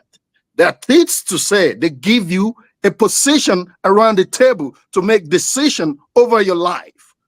It is not that some people, white people somewhere, are sitting somewhere and making decision. Democrats are giving black people the platform to be able to sit around the table and make a decision about their life. This is the development. This is the advancement Democratic Party are giving to black people so far. So this is when people start saying Democrats never done anything for us. This is not easy. If you look at the history back, if you look back into history for about 250 years ago, it is a war. It is a kind of movement that people have been fighting from generation to generation before we could get to where we are right now. And it would be a total disservice for us to just neglect all those fight, and we don't push this thing down further so that people, generations that are coming behind us, will be able to one day stand in the streets of America and say, yes, I belong. This is what this Democratic Party have been trying to do. It's never gonna be like, yeah, they're gonna give us this money, take it like that. No, we have to fight. We have to join them. We have to have a better understanding of how we could join them together to get to where we're going. I know it's still very far, but when I hear people talking about they don't care about us, they only just need our votes or something. No, they don't need our vote alone. They are advancing our struggle. They are advancing what we are complaining about. But it doesn't happen overnight. It takes time for many of these things to happen. I could name few people, black people that I know that are sitting on the position of power today. Most of them in the government got there on the platform of Democratic Party. It's not about Republican this time around. So when I see people that look like me that are voting for Donald Trump, I feel so sad because majority of them are not well informed. All they care about it, he gave us money. The money, during this 4-year term, we make money. No, you can look better beyond that. Money is nothing, but we can build this humanity. This guy has been the one calling Africa shitholes. It's been demeaning black people, denigrating black people, talking less of everybody. You know, so for me to see someone that looks like me to still clamoring towards that kind of person, you know, it broke my heart. I wasn't in this country when the they said what they call them in New York. That problem started with those 5 young black men. I heard the story. It touched my heart deep down. I heard the story about Donald Trump denying black people buying homes and condominium with his father, just put a marking C because they're colored. So all those things, he had really shown the type of person he is, and it's never going to change. If any black person ever believed that Donald Trump would have their back in this new four-year term, they are waiting for something they never thought would happen. Because that man, it doesn't care about us. It doesn't. Okay. Well, listen, those were some very strong thoughts, and I really do appreciate your position. How long have you been here in the U.S.? Oh, I've been here. You know, when I get so excited like this, I try to just talk like a pure Nigerian. I've been here for almost 15 years right now because, you know, I've been around for 15 years and I have seen the progress people have made under the Democratic Party.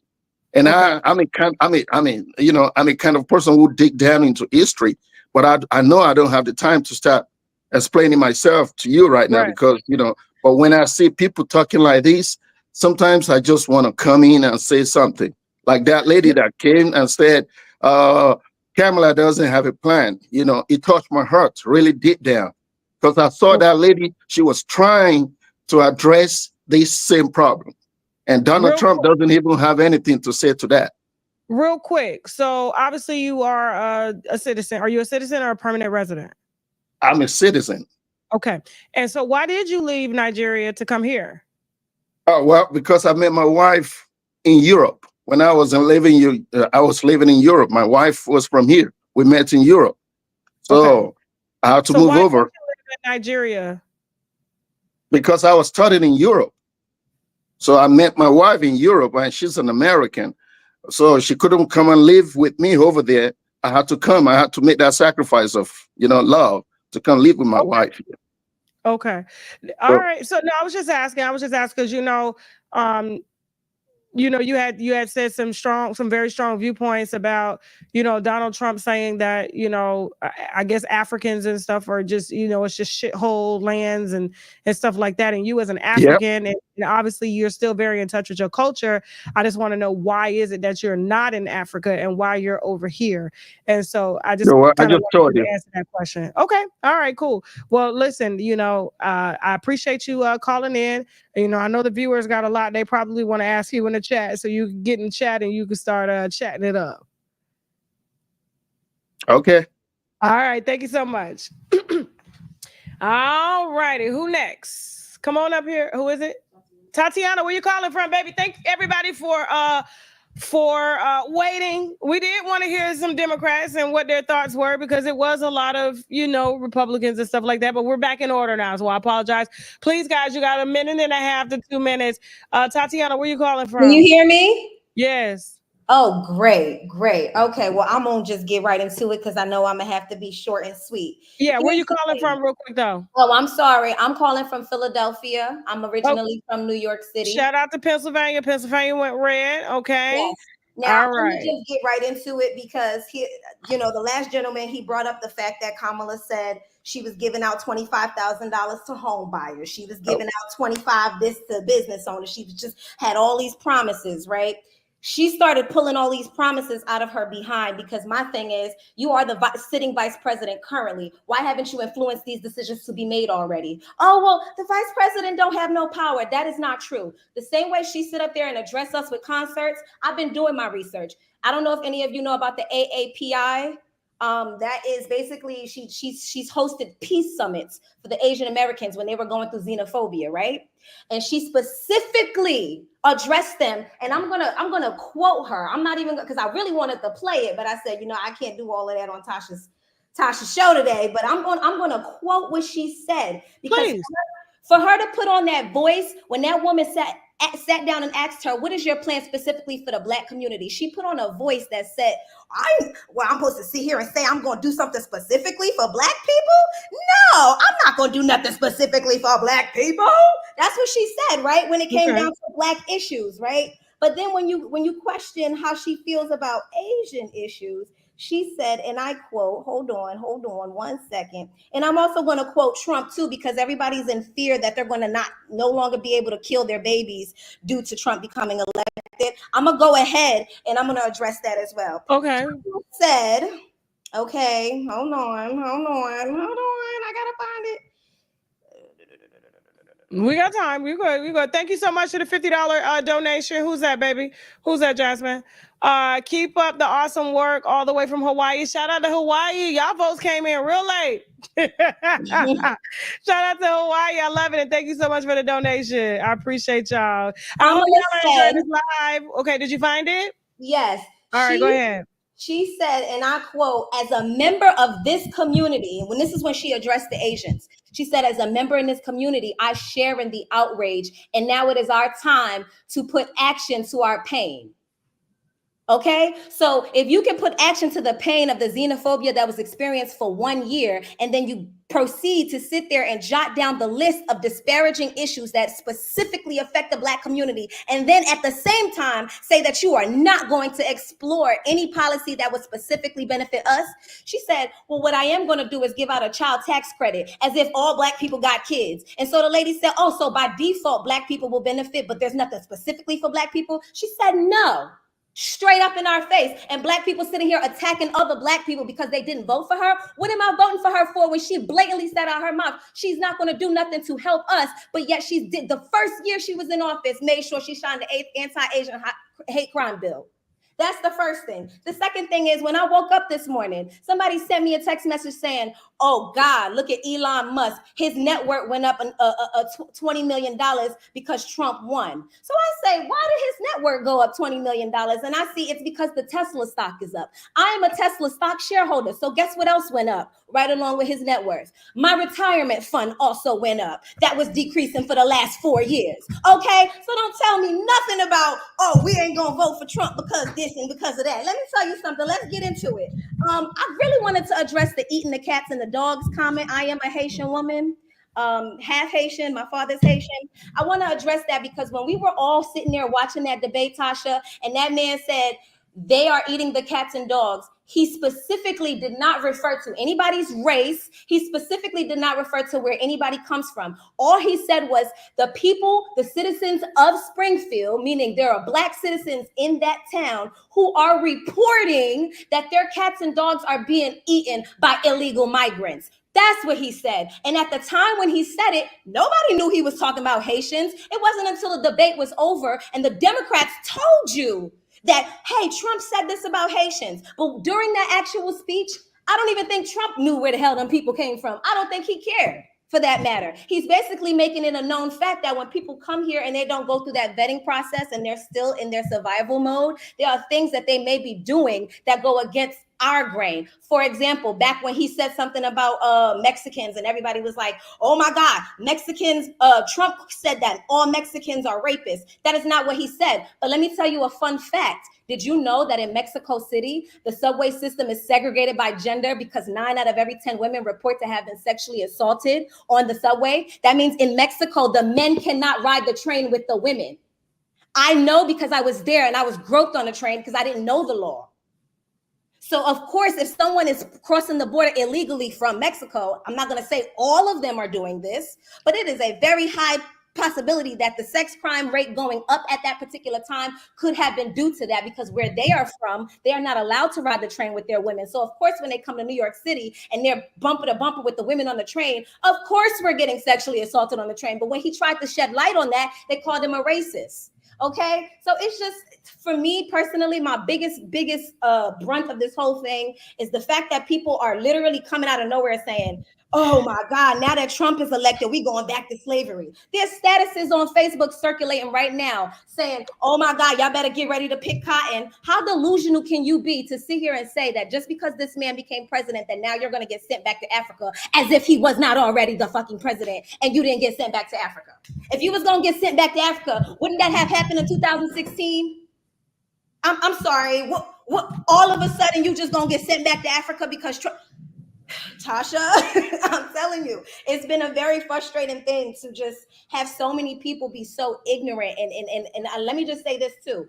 I was a voter. We got to move on, but you ate today, baby. You ate. Go ahead. I got you. This is the last one I'm gonna say. I was a voter registration canvasser. It was my job to go out on the streets of Philadelphia and get people registered to vote. And sometimes people would ask me, who are you voting for? And I wouldn't share because I was supposed to be nonpartisan. And I would ask them, who are you voting for? And I had a man tell me, I'm not voting for Trump. I'm voting for Kamala. I said, please say you voting for Kamala because she's Black. He said, no, I'm voting for Kamala because Kamala supports the union. I said, that is an excellent reason to vote for her. Because as a business owner, you're not going to like the union. Because I used to be a part of the union. The union allows employees to abuse business owners. So I can see why you as a union member would support Kamala. That is a fine reason to vote for her. But as far as voting for her because she's Black after she blatantly said F us, absolutely not. And that's all the time I got. Thank you, baby. I ain't got nothing to say. Thank you. Love you, Tasha K. Girl, you just ate the cats. You just ate the dogs. Okay, ate them up. Let's go. Shout out. Ooh, I need to do dinner with her. Okay, listen, y'all. Remember, y'all got a minute and a half to 2 minutes to come in and state y'all reasons as to why you feel how you feel. If you come, ain't nobody dragged me. I was just like, dang, I really thought the way y'all was unfollowing me, I was like, oh, I'm finna get dragged today. So, and then when I saw that map, I was like, so y'all just let me get dragged like this. Y'all really let me get dragged like this. And so thank you so much for the $20. We're gonna give it to Teddy. I'll think about it because he need to be stuffed with new cotton. So we'll use that towards Teddy new stuff. And he about to get plastic surgery. He about to get a BBL. Okay, so shout out, thank you so much, baby, for that $20 for Teddy. Okay, up next, who's next? Who? Lee? Nee. Hi, Nee. Where you calling from? Hi, Miss Kibi. Can you hear me okay? I'm good. I can hear you. Where are you calling from? I'm calling from South Georgia.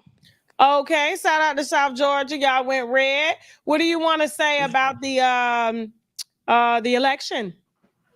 Well, Tatiana just took everything I want to say, but I'm gonna keep it a little personal because a lot of people feel like we voted for Trump just because, we're ignorant, we're not educated.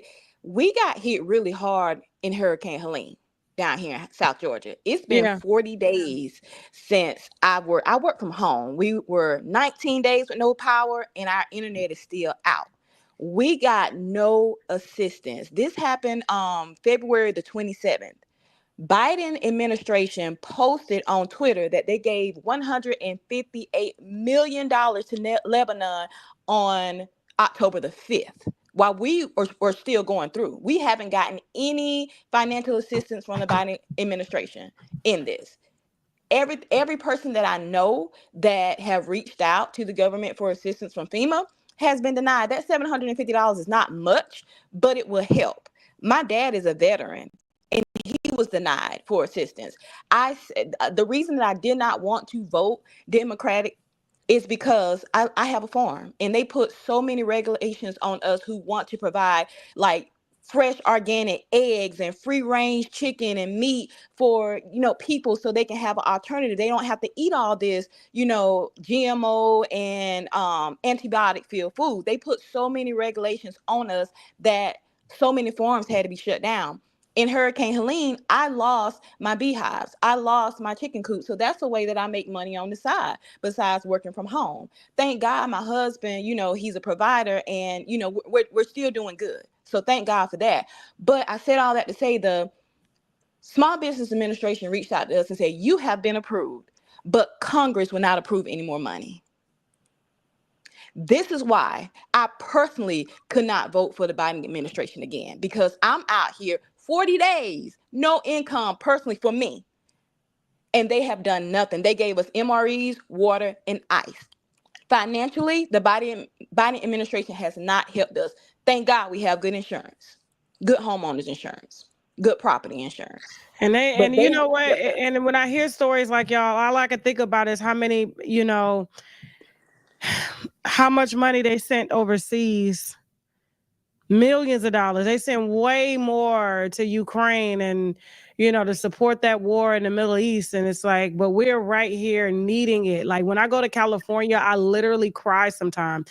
I don't like to hang out because it's very disturbing to be eating in a nice restaurant and right outside of your building, of the restaurant, you got tents of people that are homeless. Yes.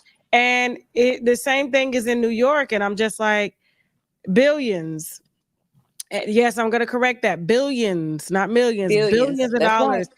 And right here at home, we got people that are suffering. And it's like, enough is enough. Enough is enough. And I am not a Trump supporter. I'm not a Trump supporter. I mean that with everything in me. I put that on my kids. However, the Republicans have a plan. And when we were under Trump, from what I saw, correct me if I'm wrong, he wasn't playing that sending money out of the country. Shoot a missile if you want. We got a missile that's bigger. He already told them in the Middle East they got 60 days to wrap up that war because we ain't funding nothing else. Mm-hmm. Nothing else. We don't got it. We ain't got it. We ain't got it. And I'm being shunned because I'm a Black woman and my platform is 90% Black women and they feel like I just betrayed them. I swear to God. I swear. But I'm hearing from Black women like you, Black people like you that are suffering, but I'm watching the money go out the country. And then Exactly. Mrs. Keeby, on Fridays, we do a food drive to try to help people with Hurricane Helene. Some people, it's been 40 days, and some people have nothing. They didn't have insurance. They were renters. I try to tell people, keep renters insurance. They were renters. They're home. They have nothing. We fill their cars up with food because they're not even getting the MREs from FEMA anymore. But I was supposed to vote for that administration again. I was supposed to vote Democratic again. Yeah, when they're in power now. It's bad out here. It's real bad. It's very bad. And I just, prayers are to everyone. Like I said, there are towns in North Carolina, towns in Georgia, that were just really done wrong. And I got a shout out. Now I don't really with Ron DeSantis like that. I really don't. But when Tampa was about to get that Category 5. He had standby. Nobody was going to be without power. He assembled everybody, borrowed people from other states to come to Tampa to be ready to rescue. And that's crazy because Helene hit before Milton did, and you guys had power before we did. Yeah. and it really wasn't even that bad here. Y'all got it bad. Yeah. Y'all got it real bad, but I got to give it to DeSantis for that. Is that he didn't want to. I could tell. We got 300 trucks. FEMA on standby. You could tell he was irritated, but he did it just in case. I would rather be overprepared than underprepared. Right. And so I got to give it to him. And when what was it that hit? It wasn't Naples. It was Fort Myers. Oh, they cleaned that up real fast. Was it Darby? I think it was Darby. Yeah, they cleaned that. When people got their checks, they cleaned that up real fast. Yeah. But these little Black towns or these poor towns, it's nothing. We can let them go, and then they'll come in and develop and turn the little towns into resorts and use y'all monuments, y'all greenery, y'all mountains, y'all lakes and stuff to bring tourism. Yeah, and the thing is, we live in a farm community, so we're used to living off the land. We have generators, we have water reserves, we have ponds, we have all these things. But my thing is, we're not hurting as bad, but Miss Keeby, if you saw what these people down here are going through, it is so heartbreaking. They keep saying, we're reaching out to FEMA. FEMA denied me twice. FEMA has denied me again. And I'm like, come on, immigrants are getting all this stuff. See, why can't Veterans are being told no. Yeah, and that's my saying too, veterans. Like, yeah, I mean, they serve the country, for Christ's sake. Come on. So no, but listen, I appreciate you. Thank you so much for calling in. We're gonna move to the next caller, and shout out to you for just using your voice. Love you, sis, and hopefully y'all can get y'all power restored down there. It's been like 40 days.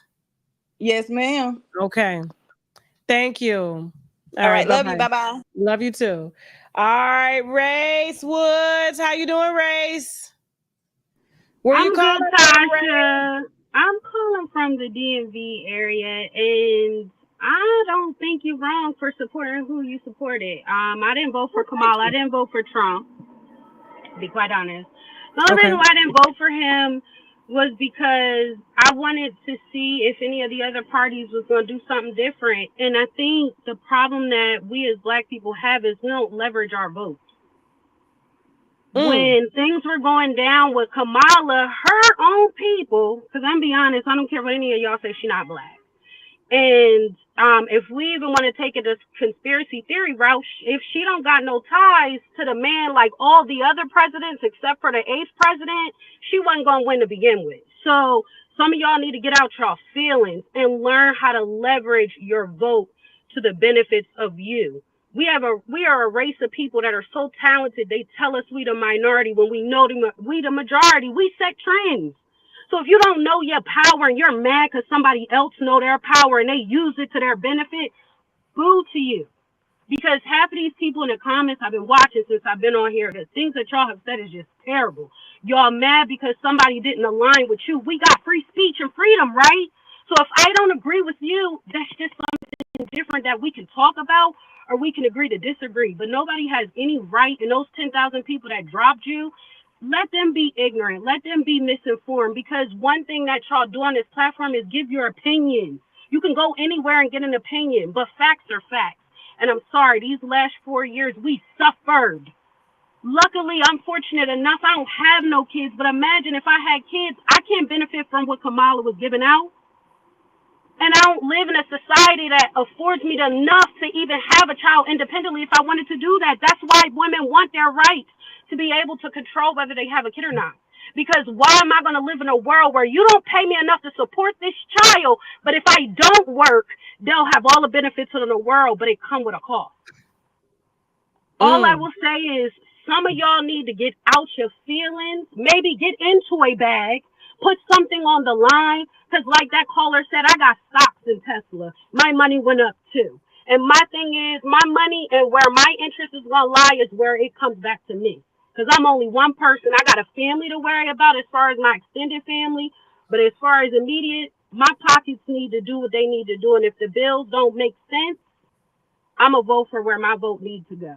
And at the end of the day, I love you. I hope you continue to spread your own word. Tell us how you feel. And if we don't like it, we can find somewhere else. But I like that you keep it real and you allowed us a platform to speak. So thank you for that. Thank you. And that's what it's about. I appreciate it. And I know I'm not going to make everybody happy, and a lot of times I've had to learn the hard way. Thank you so much, Woods. I'm going to go ahead and drop you down. And then Bree, you're up next. Hold on for a second. Bree, G-Hove, not who else is that? Savvy, Empress, Tasha, you guys are up next. I'm gonna have to run some commercials because I gotta take a bathroom break. This wine and this water, I'm older. I had 2 kids. My bladder don't hold like it used to. Okay. So, I'm gonna take a little bathroom break. It'll be like maybe a 2-minute break or whatever. And we got commercials to let you know what's coming up on TashaKLive.com, what's dropping tonight on TashaKLive.com, and what's dropping Friday on TashaKLive.com, because I do have a surgery that I have to do Friday. So there will be no fuckery Friday, but we will be running 2 exclusive interviews this week. So make sure you do have your subscriptions on TashaKLive.com and YouTube. We will have some interviews for you that have already streamed on TashaKLive.com probably months ago, but will still be exclusive to you all to hold you over until I get back. Now, what was I going to say real quick, Jasmine, before I got off track? Because, when you got to pee, you can't think. Oh, yeah, we got some sponsors. We got some sponsors that we need to brag about, which means Bowley Razor Glass. So I'm about to run to the bathroom. Y'all are up next. Hold that thought, and I'll be right back. Let's go. White and the wine cellar. You can't drink no wine. The judge said no. No, mother. I'm just gonna and they drink. watching everything I do too. That's why I got cracking. the animal cruelty charge from somebody online watching me. Sent the video to their police department. When I got the call from Fort Worth Police Department, said, "Hey, man, we got reports that you maced the cat." I said, "Man, y'all know God well I ain't maced no cat. Y'all know I ain't that guy." Ain't that how you got shot? Like you shot yourself in the leg? Yeah, I accidentally shot myself in the leg in the strip club. I'm saying, man, why do you niggas just sitting there staring at me? And they got girls over there. So I cock it. And it's a one-shot hair trigger, little 22. I put it in my left pocket. Okay. Boy, I reach in that pocket and my thumb hit the trigger. Pow! That is very courageous of you to say online. That was my insecurity. Most would never admit that shit. Man, I used to, you can't run me because you make more money, but that's what I'm secretly dealing with. So anytime we had a disagreement, that was my way to belittle her, to make her become inferior. Did you get a lot of coming up though? I started having sex 4th, 5th grade. I had a high school in the 3rd grade. I heard the babysitter say that. Boy, babysitter walked in that motherfucking bathroom and saw that grown man, and I seen her eye looking at it. She said, "Who that boy got a grown man?" It was a 911 call saying that you called 911, been shot 3 times. Where did it coming from? In Citywide, we got a person shot. Caller says he is Charleston White and has been shot by 3 people. These ain't black people doing this, putting out these arrest videos and body cam footage. So I don't know where it coming from. This is crazy that you were at the center of this whole scam And I had no idea. And I had no idea. So we talking about Shirley Strawberry's husband, Ernesto. Ernesto, okay. Yeah. She was Ernesto's little side piece. What's her last name Erica again? King. Erica King. But she scammed for Ernesto. Yeah. Shirley Strawberry's husband, who works under Steve And you can't Harvey. tell me Shirley with the strawberry letter wasn't in on it. Shirley Strawberry is now divorced from him. She finally divorced him. To protect herself, but she was in. Man, you can't tell me they wasn't in on it. They got me for $20,000 of my YouTube check. Get ready for a New Year's Eve experience that will go down in history. I'm live on stage at the Bayou Event Center, December 31st. Doors open at 8 p.m. and the show starts at 9 p.m. Followed by an after party that might shut down the city. And let me take the time to thank our sponsor for this event, Rockstar Wireless. And if you're looking for reliable and affordable wireless service, Rockstar Wireless has plans starting at just $19.99 a month. That offers unlimited talk, text, and up to 15 gigabytes of high-speed data. Visit rockstarwireless.com now. Hurry up and get your affairs in order and get ready to bring in New Year's Eve with me, Tasha K, on stage. Tickets are selling real fast, so reserve your seat now via my website, TashaKOnStage.com, and I can't wait to party with y'all in Houston. Yes. You released a video of you and Dewan Blair in the bed. Angel Love from Basketball Wives, Baby Daddy. This was my husband. This was going to be my husband. You would have still had me just like he had her. But you crossed the line with somebody in my house. He brought somebody in your house? In my bed.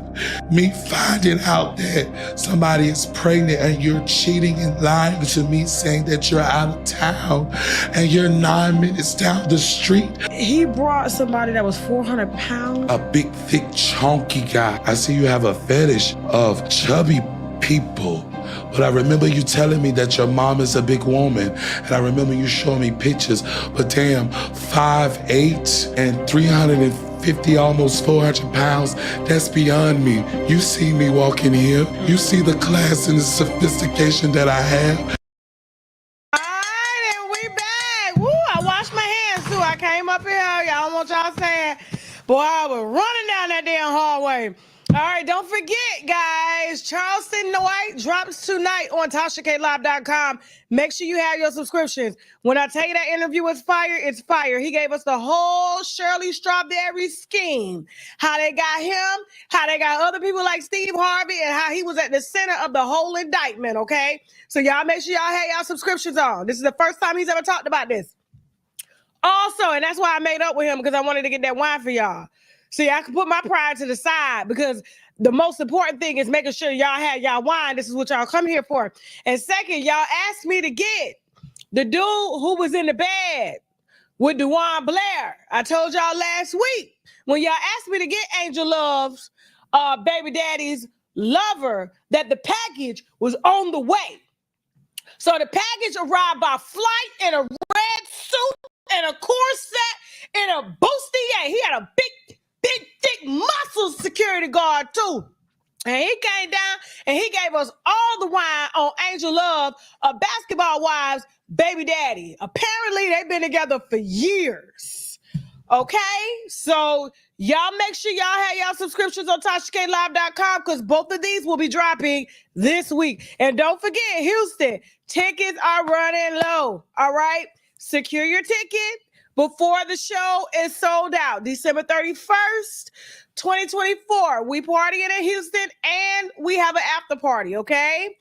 We're also going to be announcing something for the TashaKLive.com subscribers too. We're doing something separate for y'all, so stay tuned, all right? I love you guys, and I can't wait to party with y'all. Now, Miss Bree, I love you. Thank you so much, girl, for being patient. Miss Bree, how you doing? Miss Bree done waited like an hour. Miss Bree? Hi, how are you doing, Miss Tasha? I'm good. You want to show your face, or you just wanted to be voice? I just want to be voice, if that's okay. Okay, where you calling from, Miss Bree? Pennsylvania. Shout out to Pennsylvania. What you want to add to the election? Honestly, all I want to say, I'm going to be really quick, and I know the one's going to hate me, so I'll be like really quick. I'm just not surprised whatsoever. Honestly, once I started looking at that map after an hour in, it was really obvious what was going to happen. A lot of people are fed up. You just look at the news and people saying in the comments, it really wasn't surprising. So honestly, I really have no opinion. Really, I can't have an opinion. I personally did not vote this time around. This is my first time. So again, I have no opinion, y'all. All I'm just say is I'm not surprised. And if people are going to ask why, all I'm going to say is I wasn't educated enough, and my vote matters to me. So what I heard from each candidate at the time, I didn't support. So I'm like, okay, not going to put my vote towards either person. So again, I have no comment, and I am just going to support my friends who are going through it right now, and that's it. So just want to say I love you. Thank you. You look beautiful. I love you too. Thank you so much. And shout out to Pennsylvania. Okay. So here's the thing. I know we don't usually do this. Okay. We usually do this when we do happy hour and stuff. And so you guys are used to me disseminating the news, but things got so heated. I wanted to open up the platform for you guys to say whatever. You know, y'all was saying a lot in my DM and in my comments that y'all was starting unfollow groups and stuff. And I was like, dang, you know, I lost 100,000 when it came to Jaguar Wright and sister-in-law, you know what I'm saying? This about 10,000, you know what I'm saying? But still, every follower, every wino counts. I don't even like to call y'all followers at all. Like, we grown people, you know what I'm saying? Y'all don't follow nobody, y'all support people. So I get it. Like, I really pissed y'all off. But however, I had to vote what was best for me. And the only thing that I apologized for was disrupting y'all energy by sharing that vote. I should have kept it to myself. I really should have. But since the world didn't keep theirs to themselves and the whole map was damn near red, I said, well, can I come outside and play now since y'all playing with everybody else? Yes. Okay. So how am I doing hosting here? We're doing good. We ain't got nobody fighting thus far. Okay, Miss, we're gonna try something different too, Jasmine. When we bring some people up, we're gonna leave them up for a little while and we're gonna have somebody else come and we're gonna tell them mute and let them, you know, talk to each other. How about we do that? We could try. All right, so who is this? Miss who? Savvy. Hi, Miss Savvy. Where you calling from? I'm calling from Oklahoma. Okay, shout out to Oklahoma. Okay. So what are your thoughts on the election? Okay, first I would like to say that most of the Black people that voted for Trump weren't technically Trump supporters. If y'all can separate the pedo from the music, we can separate the races from the politics and the party. Shots fired! Whoa! Sister, you coming in hot. I'm coming in hot. Let me, and then She also, said if y'all can separate the pedo from the music, then you can separate what? Oh my God. Yes, ma'am. Oh, yes, boom. ma'am. Okay. I try to tell these people I'm not a Trump supporter. I try to tell them. We're not Trump supporters. Go ahead, girl. Woo, shy the shade, honey. You gonna get me canceled again. Go ahead. I'm not trying to. But It's okay. It's okay. I'm used to it. I'm built for this. Go ahead. All right. And then also I would like to say that they said that democracy is at threat. Did the people vote for Kamala, or did they just give her to us? We didn't vote for her in the primaries. So that was our democracy being taken away from us in real time. Also, I would like to say that on TikTok, I saw a lot of Black women talking about these abortions. And to me, it seemed like the only reason why they wanted to vote for Kamala was to unalive babies. I saw a lot of Black women on there in these comments. It was like 1,000 in talking about they had 9 abortions, 15, 23. So that's why y'all wanted to vote for her so y'all can unalive babies. I thought that was pretty sick. Also, sister, you wait a minute. Hold on. Whoa. We have to digest. I'm sorry. Like literally, there was I didn't even thousands of say all comments. this, and I got canceled. I didn't even say all this, and I got canceled. Sister, you done came in and you done slid the carpet to the side. I'm sorry.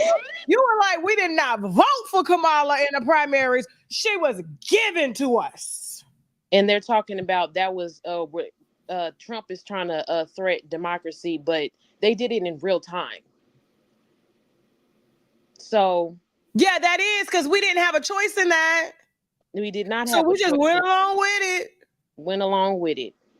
Also, I would like to say that gentleman that came in here, of course, he wants Kamala in office because he's an immigrant, and they let them all in here undocumented with no process at all. So, of course, he would want her in here. Also, the police immunity comments. They already have police immunity. Under Obama's administration, how many Black men were unalived under there? And he didn't do anything about it. But under Trump's administration, do y'all not remember all the CEOs and all the people that were resigning, all the police that went to jail?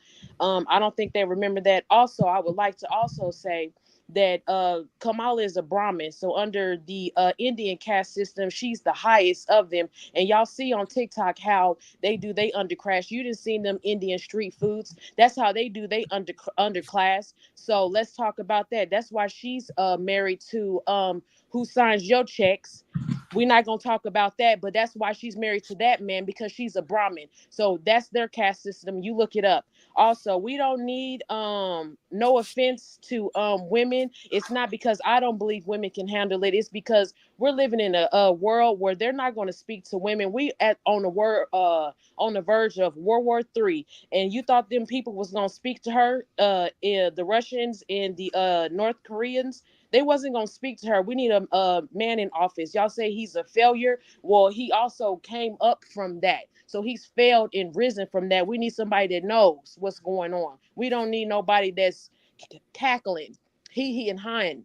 This campaign that she ran had all those Jezebels on there. Once again, we're going to double back on why y'all wanted abortions. Also, I would like to talk about, y'all said Trump was a racist because he brought up Africa being a shithole, or these Black communities being a shithole. He brought that up so to let y'all know that y'all are voting for people who do not care about you. That's why he, not to be racist, he wanted to shed light that y'all put all these Democrats in whatever, Chicago, New York, this, that, and the third. They brought all those immigrants over there. He's shedding light to why are you voting for them and they're not doing anything for you. It's not because he's being racist. I think that let's talk about taxation without representation. Why are we getting taxed for... I'm losing my train of thought. I'm sorry. Okay. I was cooking. I was losing my train of thought. You were eating, child. But we are being taxed for some decisions that they made, not decisions that we made. That's taxation without representation. Lastly, I would like to say, in California, they had that reparations bill, and let's talk about the Black Caucus. They were the main people that voted against it. So the Democrats are not for Black people. I wish that the Black people would wake up. You align more with Republican ideology than Democrat ideology, and that's all I really have to say. Sister, ask you something. When you running for office? I didn't even vote. Because I didn't like either. And I'm just, I'm a Sagittarius, so it's hard for me to commit. So I just, I know. It's hard for me to commit. I know. But I just was very happy by the decisions. I feel like he's going to turn it around. I can't say something about that. He wants to tax countries that sell stuff to us. That's who he wants to tax. The Democrats want to tax us and bleed us and make us fit the bill for migrants and everything else. But Trump wants to tax people, like when they import stuff in here. That's who he wants to tax, not the American people. Democrats are for a big government, so they want to tax us. Republicans, they don't want to tax the American people as much as the Democrats, so we're going to have more money in our pockets. Okay. Well, listen, sis, I appreciate everything you just said here. I mean, I'm a little upset that you didn't vote. You could have went independent, but everything that you said, like when you eat, baby. You ate, you cooked, you fried, baby. Okay. So thank you for that. Okay. And I appreciate you and your bravery. Oh, thank you, child. I'm eating it now. I'm just like, but the team, they was okay. They was behind me. They was like, Tasha's gonna be okay. They'll be back. And I was like, you think so? They gonna come back? Because I love my winos. They'll come back once they see the country. And then let me say one last thing. All the people that keep saying that we inherited the Obama's economy and Trump did, and then we inherited Trump's economy. Well, if that was the case, why didn't they help us instead of giving all the money to Ukraine and all these different countries and giving it to the migrants? They could have helped ease the whatever was going on with Trump. They could have eased that for the American people, but instead they gave all the money to everybody else. They did. They always giving our money to everybody else but us, and we need it. Exactly. We need it. Like taxation without representation. Oh, thank you, baby. I appreciate it. I appreciate you. God bless you, sweetie. Okay. All right. Come on up next. G-Hove. Shout out to G-Hove. Where you calling from? G-Hove. G-Hove. Hello. Drop them down. Empress Tasha. Where you calling from? Oh, there you go. Hold on. G-Hove. Thank you so much for waiting. You can bring him up to space, Jasmine. Hello. Hey, how you doing? Hold on. We about to bring you up, okay? Hello, how are you doing? All right. We good. Come on. All right. So where you calling from? How you doing, Tasha? I'm good. How are you? Where you I'm calling from? Camden, New Jersey. Okay, shout out to New Jersey. Okay. So what are your thoughts today on the race? Well, first of all, I want to say this. I just want to start by saying this. Thank you for having me here. But honestly speaking, this is a moment of truth for us as Black people. I think that we have to realize and understand what actually happened. I was involved in 2016 in the election. I had 3 national appearances on CNN. And during that time, Black people were missing out of that election. They didn't understand what was happening. The Democratic Party was being split in 2. During that time, I sued Hillary Clinton and the DNC for violating their charter as a nonprofit. I also sued them for declaring a victory or securing the delegates and the super delegates before there was even a primary listing for a presidential candidate. This is what Hillary Clinton did. We warned the Democratic Party right then and there. The DNC was held in Philadelphia in 2016. Mm-hmm. We marched over the Ben Franklin Bridge. We met in Philadelphia at the DNC headquarters and urged the Democratic Party to make it right. They were supposed to nominate Bernie Sanders at that time because Hillary Clinton cheated. She also had someone murdered in the name of Seth Rich. Allegedly. Okay. Allegedly. Oh, boy, I ain't got no money for no Clintons. You playing. I'm speaking facts and I'm Google proof.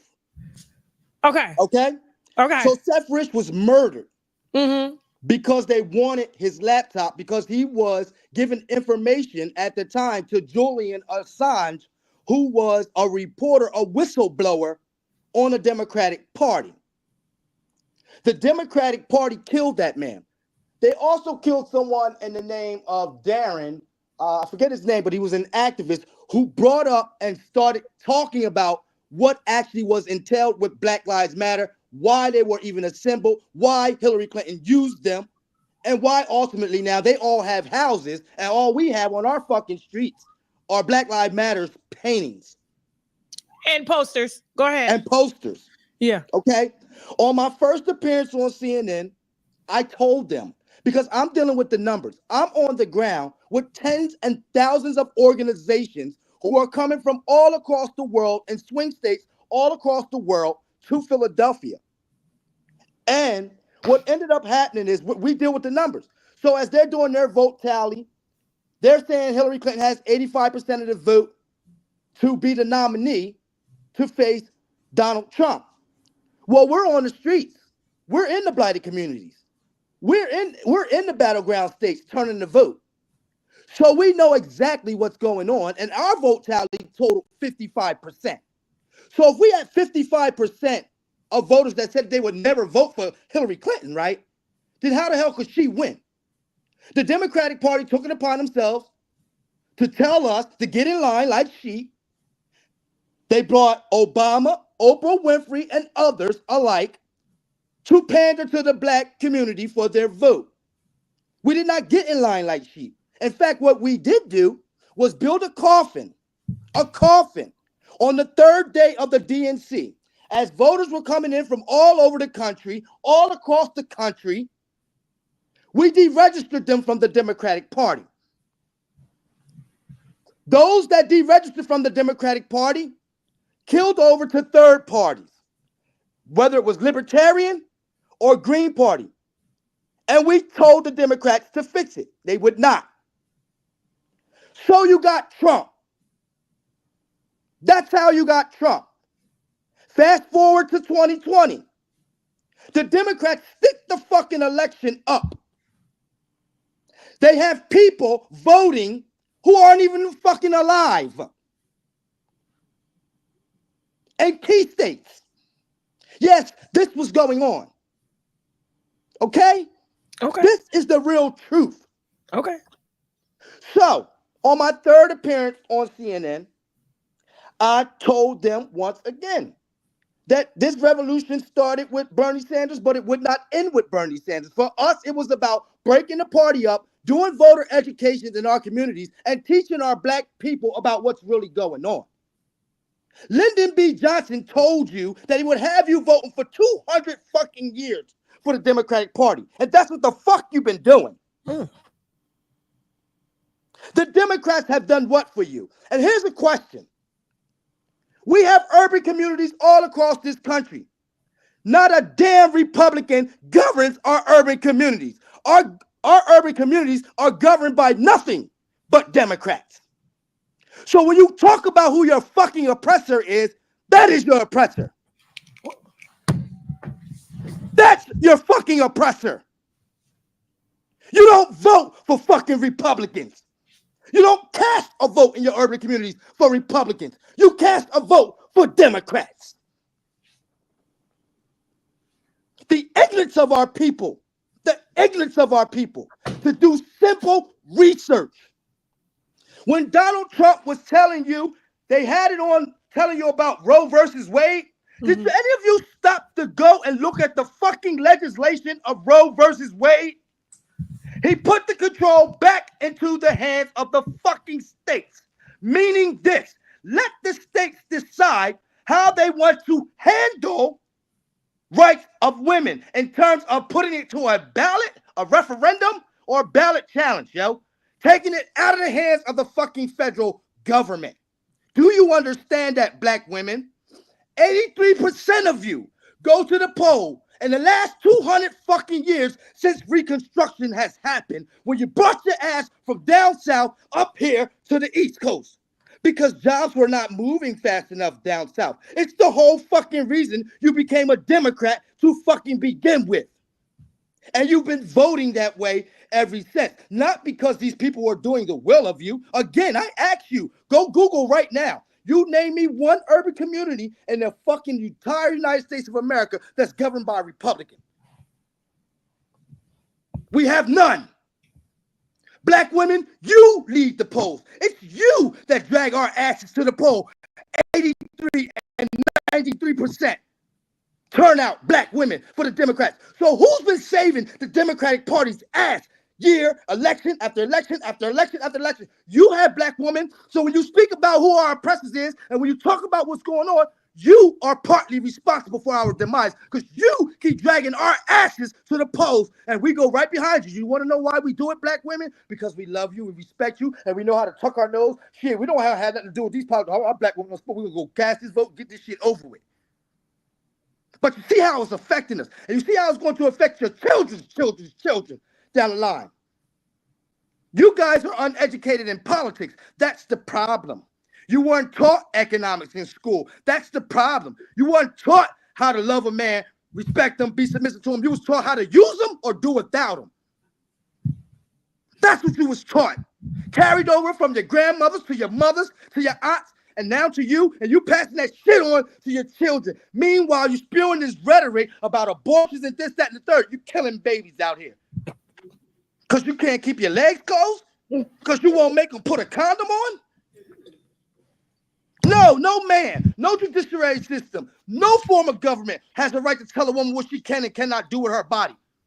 So much as none of you have the right to tell us, like Obama tried to do, and scold us as black men and tell us what we should be doing when we built this fucking country on our backs. Our slaves, our ancestors built this fucking country.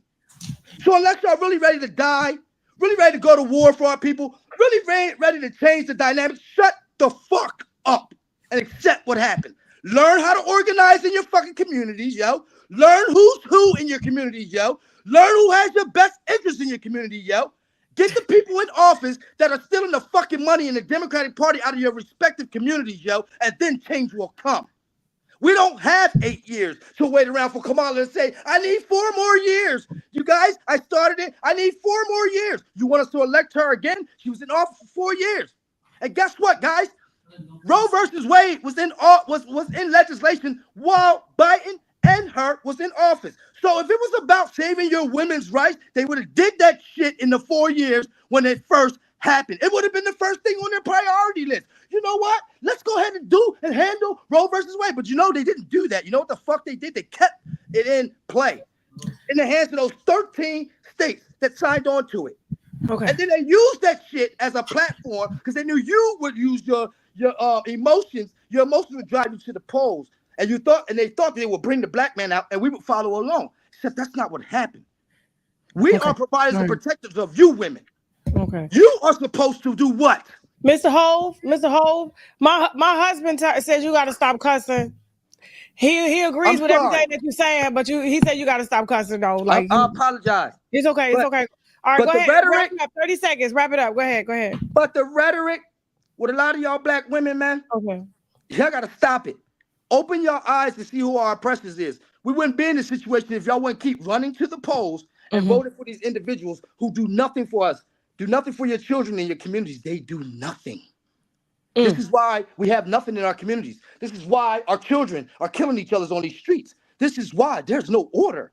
No, we need this understanding. Let this be a lesson to you, black women, black men, all of us alike. Stop letting people use our votes, pander us for our votes. That's all I gotta say, man. Oh, wow. Shoot. Whoa. Thank you.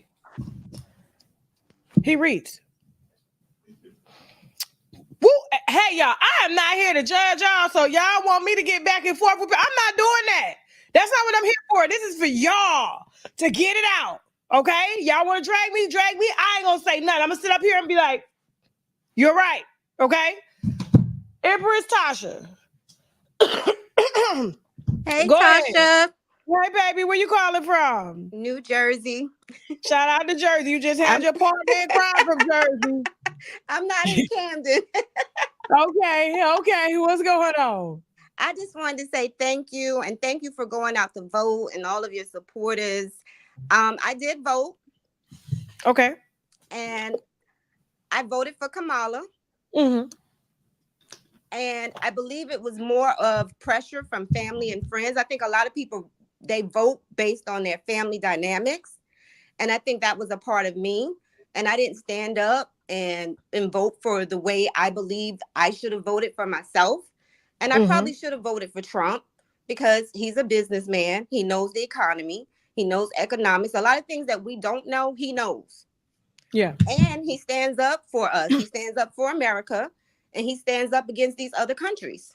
All the taxes and tariffs and everything that he's putting into place, if he does it. But I just wanted to say that it's important to just vote, period, because a lot of people fought for us to vote. And I don't believe the rhetoric of things going back the way that they were, people saying it's going to go back to slavery and you're not going to be able to vote after him. And I just don't believe that rhetoric. I don't believe he's that powerful. But yeah. So I guess I voted for, people say, the lesser of two evils. I don't think a white man can liberate Black people. I just don't think that. No matter what time it is, if it was 100 years ago or 100 years ahead, I just don't think they can do anything for us. Okay. So that's good just my point. opinion. And I'm sorry that I feel bad that you felt pressure from your family to do that, you know. And I'm gonna be honest with you, my husband and I, we had some knockdown, drag out conversations about why I was voting for Kamala and why he was, why he was voting for Trump. And then the night before, I was sitting there and I'm just like, I was trying. And, I'm like, the pressure be very, very real with family and friends. I had to go for what was right and what I felt was right, that was going to affect me and my children and the people that I work with down the line. And I was just tired of politics. I'm tired of politics. And so, it is what it is. And like, I'm gonna be honest with you, Tammy Hart asked, why did he file bankruptcy so many times? You know what? America needs to file bankruptcy right now. The United States of America should file bankruptcy. We are bankrupt. That much in debt. There is nothing wrong with filing bankruptcy. And any good businessman understands how to leverage a bankruptcy, how to use it, and how to build their businesses back up. Yep. It is nothing wrong with filing bankruptcy. I'm on my second one, and my credit score is at a 780 while I'm in an active bankruptcy right now. Right. My team is still working. Their pay hasn't gone down. My debts are being paid. Everybody's good. Everybody's eating. Skin is good. Healthcare is paid. Tell me what's wrong with the bankruptcy. Nothing. Besides that, the stigma is you're broke. Bankruptcy keeps you from going broke. Yep. And people don't even realize that. So because, he knows money and people are afraid of, a lot of our people don't even know money. They don't know how many billions of dollars we give to those countries because they're required to. Actually, Israel, Ukraine, they're required to give that money. No one gives us anything. No one sends any money to the United States. Nobody sends us money. No. Nobody. We be like, hey, France, can we get a few dollars? Germany, can we get a few dollars? Nope. South Korea, can we get some money? Ukraine, can you run that loan back? Please? Somebody. Like, I'm going to be honest with you, like, the stuff that I've heard, like, to be honest with you, like, I'm not here to judge. Thank you so much, Miss Empress. I appreciate you sharing your thoughts. But because we got like 30 more minutes before I wrap this up, because I got to go interview. This interview is juicy. We're interviewing Alexis Sky's best friend, the one that she beat up and had jumped. So make sure you have those subscriptions on TashaKLive.com. Ain't nobody dropping wine like me. I don't even know why y'all be playing with me like this. I don't even know why y'all be playing with me. Other sites be recycling them same old celebrities telling the same old story. They're just telling it a different way. We get the news right when it's breaking. I have it within 2 weeks. Y'all talking about y'all gonna unsubscribe. So where you gonna get the wine from? Where you gonna get it from? I'll wait. Y'all better have them subscriptions on, okay? TashaKLive.com. And don't forget, we're in Houston, December 31st for our end of the year Wino celebration. This is our New Year's Eve party. We got wine, gossip, and comedy. We got spade games. We got talk games. We got dominoes. We got dancing. We got catfish. We got grouper. We got wings. We got some vegan items. We got a nice bar, a nice venue. Everybody coming safe. So make sure y'all go to my website, TashaKOnStage.com, and reserve your tickets before they are gone. Okay, I cannot wait to party with y'all. All right, real quick. HQ, how you doing, baby? Hey, HQ. I can't hear you. Okay, how you doing? Thank you so much. Okay. There we are. Yes. Well, hello, Tasha. It was nice to meet you. Yes. Where are you calling from? I am calling from Georgia. Okay, shout out to Georgia. Y'all went red, but y'all still let Fanny stay in office. Yes, we did. Okay. We did. Y'all said Fanny don't deserve to lose her job just because she slept with a married man. Right. Mm-hmm. It helped out a black man who was down and out, who ain't did that before. Oh, well. So I appreciate y'all for looking out for Fanny like that. What's your thoughts on what happened? My thoughts are we're not going to die. We're going to get through this. I am a Democrat. Okay. Okay. Of course, I was disheartened, of course, right? Because I had read all of the things that Biden had done for the Black community, right? You know, the 10 billion, 16 billion HBCUs, all of that kind of thing. You go to White House facts.black, and it will list all of the things that they have done for Black people. The White House has done for Black people. So I was very disheartened when he won, of course, but I guess he had a populist message that people wanted to hear, right? And that it worked for them. People were wanted to hear about immigration. People wanted to hear about people in a cage and eating food. It was just so much. I was just so tired of this election. People are so tired of this election. But my whole thing is this, and I'll close with this one thing. The gentleman said there weren't any Republican governors. It's about 27, 28 of them. So we are under the control of those Republican governors, right? That's our local thing. Those are the people that we voted for, and we're under their control. Number two, I want everyone who voted for Trump to have the same energy when he starts putting people in cages, dragging people out of their home, dragging people off their job, because he wants to deportate people on day one. That's what he said. He wants to do that. So I want to see it. I want to start on day one. I want you to start that immigration, and I want you to start deporting all these people. Every person that you see, they got a foreign accent. You need to lock them up and figure out where that's not what he from. said, though. That's not what he said, though. I gotta correct that. That's not what he said. Not because they got a foreign accent. People who are not because they got a foreign accent, but I'm saying undocumented workers, and yeah. But sometimes they don't look at that. Sometimes they don't even pay attention to that. They just grab people. They do. I have a lot of foreigners in my family and stuff like that, and everybody is safe. No one has been, I think the only issue we had was around 9/11.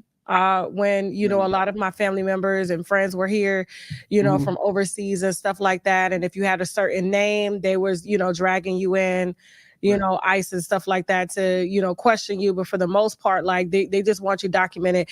And let's be honest, like when we travel overseas, let's just say for Mexico, we cannot enter their country unless we have our documents. There is no getting smuggled into their country at all. They do not play that. We're the only country where people, I'm not going to say we're the only country. That's very ignorant of me to say, because it happens in France. You got Syrian refugees, Ukraine refugees and stuff like that in other parts of Europe. But like, it's just, the resources that we have for people that need it here, like the elderly and foster care systems and single mothers, as well as, just even veterans and homeless people, we're diverting that to undocumented workers, giving them debit cards, giving them free phones. Even in California, and I took this on tour, like they were shocked to hear this, that banks were giving out free home loans, without down payments and, things like that, and low interest mortgages to undocumented workers in California. And they but that's local government stuff. Local, but what I'm saying is this is still taking resources from people that live in California that can benefit from that. So we have to stop from the top. We have to start from the top by putting policies in place that protect us first. And then we can help everybody else. I mean, I get all of that. I get all that. But I'm saying I want him to do exactly what he said he's going to do. He said he's not going to put a federal ban on the AB. I hate to say that word out loud. Put a federal ban on AB, and it's in the hands of the states. I want to make sure that since people voted for him, I want to make sure that you hold him to his word when he says he's not going to do a all over federal ban. So we can come to that agreement. When he says he wants to do a deportation, I want to see what that looks like. When he deports all of the people, I want to see what that looks like. Everybody who voted for him, I want you to hold his feet to the fire and make sure he does that. People say, well, somebody mentioned something about immunity for prosecution. That's a line he said. He wants to give immunity from prosecution to police. I don't know what that means for most people, but what that means to me is people can get shot or hurt on site without going to jail afterwards or get prosecuted for it. That's what that means. And who do they do that to? Our black and brown brothers. I ain't no white dude walking around scared when he get pulled over by the police. It's mostly black men. It's mostly Hispanic men. So he meant that particular group.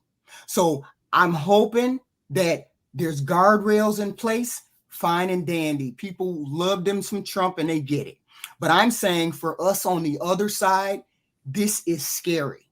This is something that we are scared. I'm afraid for my daughters. I'm afraid for my granddaughters. Because with the abortion issue, and this will be my final thing, the Roe versus Wade was overturned.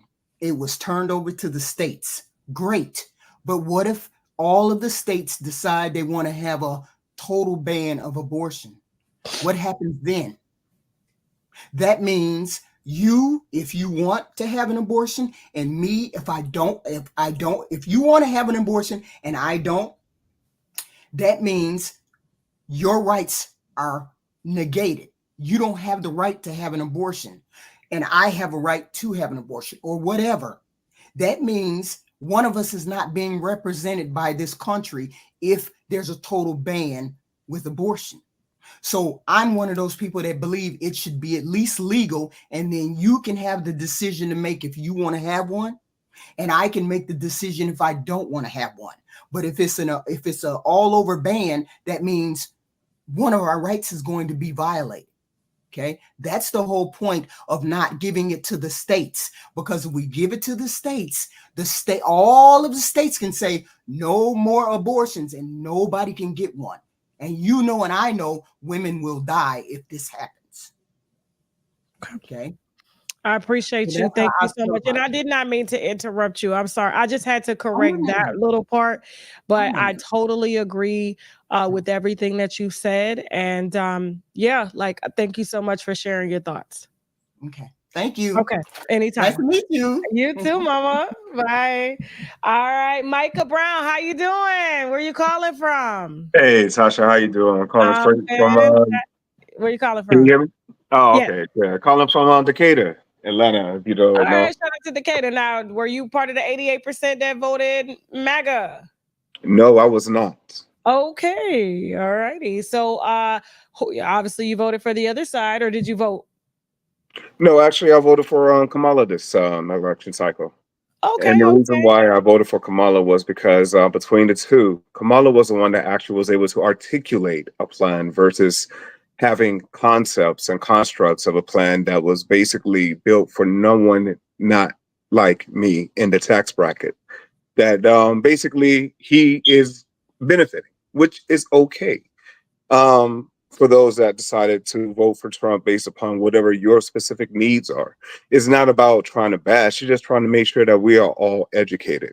In education, there is a lot of stuff that Trump, being the president, being the figurehead, is just going to be in a place where your job, Trump, is just to sign the paperwork, while the actual real Congress, the House of Representatives, the Senate, and also the Supreme Court are the ones that are actually in the background doing the work. You have bad people that are in both the Republicans, you have bad people that are both in the Democrats. That does not mean that we sway our votes by any means, regardless of what it is. I mean, if it's better for you, then by all means, stand by your vote. Trump's not better for me. Okay. His policies do not apply for me.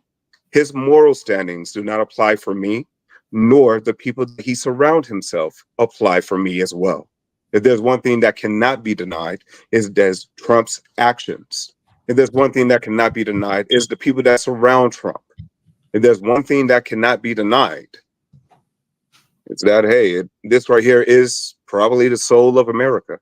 And that's okay. Because that don't mean that it's my soul. Okay. That's all I got to say. Well, thank you so much, Mr. Brown. I appreciate you coming up here to share your views, and hopefully, you're kind of open to what's going to happen, and so hopefully we can get some good things out of these next 4 years that can apply to you and help you. Thank you. Same to you. Okay. Anytime. All right, Tanika Walker, where you calling from, Tanika? I am in Charlotte, North Carolina. How are you? Mm-hmm. I'm good. How are you? Damn. You know what's so funny? I was reading the comments at the same time, agreeing. I know, right? And then I'm looking at you. You know I cannot multitask at all. So you calling from Charlotte? Yes. So Shout of out course to you get. Charlotte. Okay, y'all swung. Y'all state swung yesterday. So what are your thoughts on the final outcome of the presidency? So I personally don't agree with Trump being back in office, but I wanted to ask you, okay, what was your primary reason for going the Trump direction? So, I've shared a little bit about it. Well, I tried to rally behind Kamala because she was one of us and she believed in a lot of our rights. And democracy tends to do. They believe in people's freedom of expression, freedom of sexuality, freedom of, just, I'm not going to say free speech, but for the most part, like, they believe in our rights to me as human beings. It's very liberal. And I can tread the line of being liberal a lot. I have 2 children who are growing up in Gen Z. And so a lot of these, issues that they campaigned about does affect my children as well growing up in the future. Now, there are some things that I think they're just a bit extreme, like, the giving of the hormones to children that are underage, or the giving of the birth control to kids that are underage without having to talk to us. I've never been an advocate for that, but I'm a firm believer that, as long as we have open report, the government is not to parent our children, we parent our children. And given the last 4 years, I'm not going to lie, the only benefit I saw from Biden was the forgiveness of the student loans. Even though it didn't affect me, I paid my student loans off. Inflation is so crazy and through the roof. People can't afford basic things. Home prices are the highest that they've ever been. Health insurance is the highest that it's ever been. And it's just been going up and getting worse. And them, for the lack of just community outreach, I haven't really seen the Biden administration on the ground, when we have these natural disasters and things like that. And we're just kind of expected as people to just rally around and help each other. And so, I'm gonna be honest with you, I had some knockdown, drag out conversations with, people that were close to me because I was riding hard for the Biden administration and for Harris. And I liked when she chose Tim Walz. I was like, he seemed very level-headed when he debated against J.D. Vance. I really liked the policies that he touched on. And I said, okay, even though Kamala hasn't really given us a specific plan of policies, it sounds like she was just giving us concerts and just money and throwing things in the air that she felt like would get the attention of us. And she stood for liberals. She stood for women's rights. And I'm going to be honest with you, I'm a firm believer in women's rights. However, and I tweeted this on Twitter earlier today, and let me read that tweet. Give me a second, because I need people to understand. I really feel that, women's rights, and I'm saying this in the most humble way, right? You need money to feed a baby. You need money to abort a baby. Right?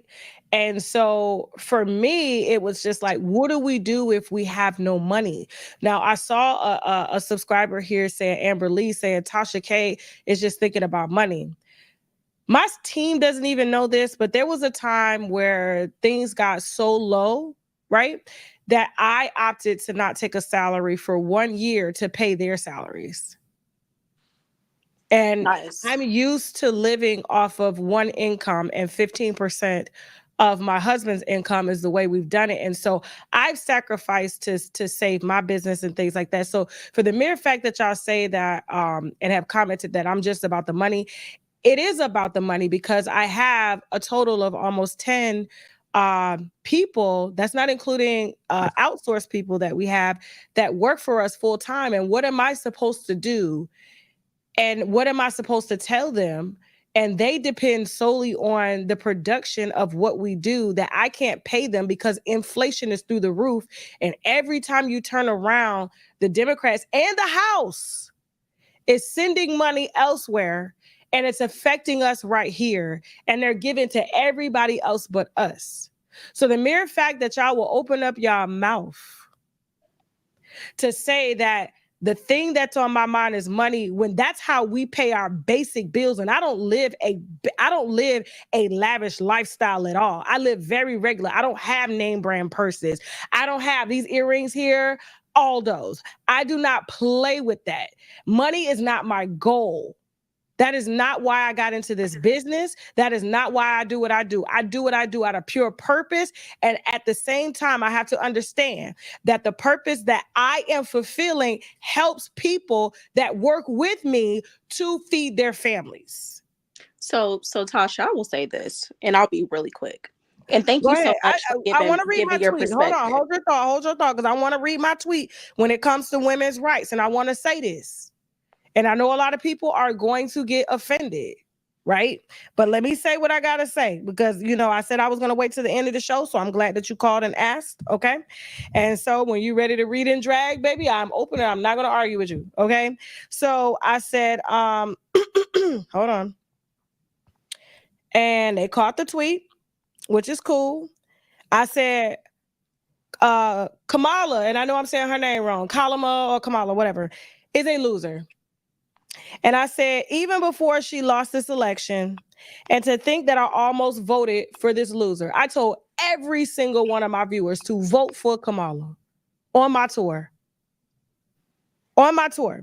I said, Black women voted for a woman who couldn't come out and say thank you to y'all after you voted for her. Howard University was waiting on her, while at the same time they're waiting on funding to fix AC, to renovate rooms. And so I also said Hillary did the same shit. I also said that's not a Black woman. That's not a woman. I said we don't run from anything as women. We hold our front, our homes, our jobs, win, lose, or draw as women. I said this tells me everything that I needed to know. Like, what if we lost a war under her presidency? She's not going to address us as a nation. She's going to go to bed, just like she did last night on us. I said, wake the fuck up. She is not like us. And I also said, too, hold on, last thing. Hold on. Wait a minute. Let me make sure, because, I got two phones here. Hold on. One got Service, one got Rockstar Wireless, the other got Verizon. I need to switch this one over too. Give me 1 second. Let me make sure. I think I probably deleted that tweet. Okay. But I also talked about, women's rights. And I know a lot of people were like, Tasha, you just really just kind of gave up on women's rights. And I was like, you voted against it. And I'm like, women have rights. We have rights. Okay. Not only do we have rights, we have the rights to fuck. And we have the rights to not fuck. We have the right to get pregnant. And we have the right to not get pregnant. We have the right to abort. And the reason I'm saying all these words low is because, I'm trying to, keep us in the algorithm so they won't bury the lie based on our views. But we have rights. And the least of my worries, to be honest with you, is women being able to go and party and parlay. You sleep with somebody you don't want to sleep with. Then you get online like Sukiana or Megan Thee Stallion. You want to pop a plan B when that don't work because your body used to them. You want to go and utilize the abortion clinic. And that's not what it's for. It's for people who have been, AR'd, have incest, complicated births and things like that. But we've turned it into a chop shop. We've turned it into birth control when we want to be reckless. And true enough, if you got money to be reckless, if you got time to be reckless, and you really need to delete that baby that fast, you can hop the border to Mexico, go handle business, and come right back. Ain't nobody got to know. But honestly, those clinics are put there for women who really have issues carrying babies and whose bodies have been violated, but they have been turned into Plan B pills when the Plan B pill don't work. I'm sorry, that is the least of my views. And you need money in order to do that. So if we're broke as a country, how are we going to afford all of this? And so that's why I made the decision that I made, because I got a future to think about for my children, paying for her college education, paying for my son's college education, making sure that my teen can pay for their kids' college education, even if it means me not taking a salary, because the goal is to ensure that this company facilitates a place where everybody can come be happy, entertained, and at the same time make money to feed their families. That's what it's about. And no, my husband has not been deported. He is a U.S. citizen, not a permanent resident, a U.S. citizen that pays hella taxes, 55% of taxes every year. So, those are my thoughts. We can agree to disagree, but that's it. And so don't get me started with the LGBTQ rights under the democracy. I'm trying to be nice here, okay? Because y'all was very hypocritical dragging me the other day when I married two of my friends who were homosexual. And a lot of the Black women that unfollowed me and dragged me for doing that, but also voted for Kamala, who believes in that. Make up your mind. Are you for the LGBTQ or are you against them? You guys like to pick and choose. Which is it? Let's talk about it. I will never forget, the pain that my two friends who have never ever lied to a woman about being straight and they were really gay, have always lived their lives to the fullest being gay, were shunned because of their sexuality, which is a liberal thing in which democracy believes in. So y'all get to pick and choose. Make it make sense. Make it make sense. And this was under Obama. So don't come at me talking about I'm a hypocrite and I did this and I'm a traitor and y'all unfollowing when you cannot make up your mind on what you want to believe. How can you be against the LGBTQ, right? But still vote for the Biden or Harris administration? Sorry, go ahead. No, you're good, Tasha. Okay. So listen, what I want to say is everybody is so focused on Kamala being the VP, not making things happen. When Trump had 4 years to do a lot and he did a little, he was not impactful. His response to COVID-19, we are still paying for that at this very moment. He downplayed the virus in the early stages, didn't take immediate action, and we are still to this very moment in 2024 paying for that. His healthcare reform, he was so against what Obama put in place. He had so many ideas that to this very moment never came to fruition.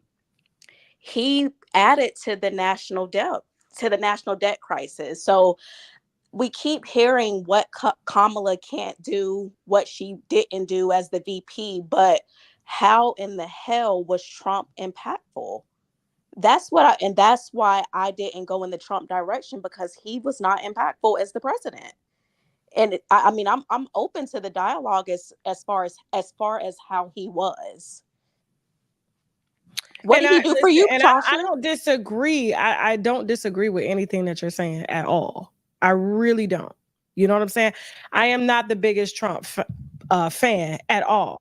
However, he is our president. I did vote for conservative views, and I did that for a reason, because I'm a mother, I'm a wife, I'm an entrepreneur, I'm a business owner, and a lot of the things that were done under the Democrats directly affect me and the people that are around me. And so I had to put my feelings aside. And let's be honest, everybody keeps saying he racist. The whole America was built on racism. Okay. And honestly, when they do pass laws, purdy white women. Okay. That's why I say everybody need to get them one right, good white girlfriend. Okay. Because they are on the front line when it comes to this, directly affect us if we take advantage of the systems that they put in place for them. We can apply it to us just by educating ourselves on it, or using platforms like myself, like that I have, to educate you on how do you use these, policies and laws to benefit your life. So, I don't disagree with anything that you said. And yes, Trump did downplay COVID. And when we see the effects of COVID and, what happened, a lot of people would agree to disagree, because, we honestly, when we look at Dr. Fauci and what he and just the COVID rules as a whole, and it's like, did it have to be that extreme? You know how many people just lost businesses, and the first businesses were to go were Black businesses? But then when he gave out them PPP loans, they was all saved. Even though a lot of people took advantage of them PPP loans and used them to buy cars and jewelry and stuff, but there were a lot of businesses that were able to keep going. I didn't have to apply for one, thank God. We were good during that time, and we lost a lot of people because we weren't prepared. And honestly, America never takes anything serious until it's too late. We're just that way. The whole world can be shut down. We'll just be like, we good over here. That ain't got nothing to do with us. It wasn't until they started putting them numbers online, and we was like, we may want to stay in the house. I lived in Georgia. Our lockdown was 2 weeks. And during that 2 weeks, we was having house parties. We don't take nothing serious. So, this is true. Well, hey, but I do agree with you. And however, it's like, yes, he had 4 years, and we made it do what it do. But like one of the other callers said, we didn't vote for Kamala. We didn't ask for her to be here. We voted for Biden. Where is he at now? He ain't even showed his face. You got Russia and China riding in synchrony 200 miles off the coast of Alaska, and he chilling on Rehoboth Beach with his sunglasses on like this. Dude, do you know they both got nukes? Like, and I'm gonna be honest with you. I'm going to be all the way honest with you. When it comes to the state of our country and everything that we've done during previous presidencies and stuff like that, and just, different administrations, there's going to be a time where America is going to have to pay. We're going to have to pay, and we have to be protected. And I'm going to be honest with you. The one thing that really kind of made me feel okay with Trump being president is that, he don't play no games about no war. He told Putin straight up, you got a missile, I got one that's bigger and faster. Let's see who's go faster. Putin stood down. He stood down. I don't want Kamala up here telling I don't know if I'm going to hit the red button. I don't know. No, I can talk to him. No, you can't. No, you cannot. They're already mad that we're helping Ukraine. So, it's a very emotional time, and we all need prayer. We all need to just hold the fort. And like I said, I apologize for, letting you guys down, and so if you felt that I let you down, that was not my intention. I voted strictly based off of what benefited me and my family, as we all do. as we all do. And so, can you agree to disagree, Ms. Walker, that we both voted to what benefits our current situation? Absolutely. You know, I'm big on at the end of the day is going to end. At the end of the day, we got to keep moving forward regardless. So I don't dislike Trump. I don't dislike Trump supporters. I don't dislike Kamala. I don't dislike Kamala supporters because I'm not a supporter of either one, but I had to make a choice and exercise my right. So I respect everybody. I just won't change. So we're going to see what Mr. Trump going to do. Thank you. We're going to see what he's going to try to do because we all know at the end of the day, it's the House. It's right. All right, love. Thank you, baby. Okay, we're going to take one more caller and then we're going to head over because I got to do an interview with Alexis Guy's best friend, ex-bestie that she had jumped. And then we're going to drop the Charleston White interview tonight at 8 p.m. Eastern Standard Time on TashaKLive.com. So it's actually going to go out in like 3 minutes, okay? And then Friday, because I will not be here Friday, I will be having surgery.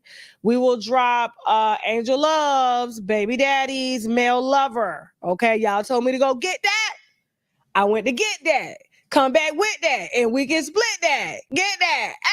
Hey, so listen, y'all, make sure y'all have them subscriptions on TashaKLive.com. And don't forget, guys, we are in Houston December 31st. Tickets are selling out. Please get your ticket, okay? We are in Houston celebrating the New Year's Eve together. We got wine, gossip, and comedy. Plus, we got an after party with live entertainment, and we got card tables, dominoes. Bring your little reefer, whatever it is that you do, okay?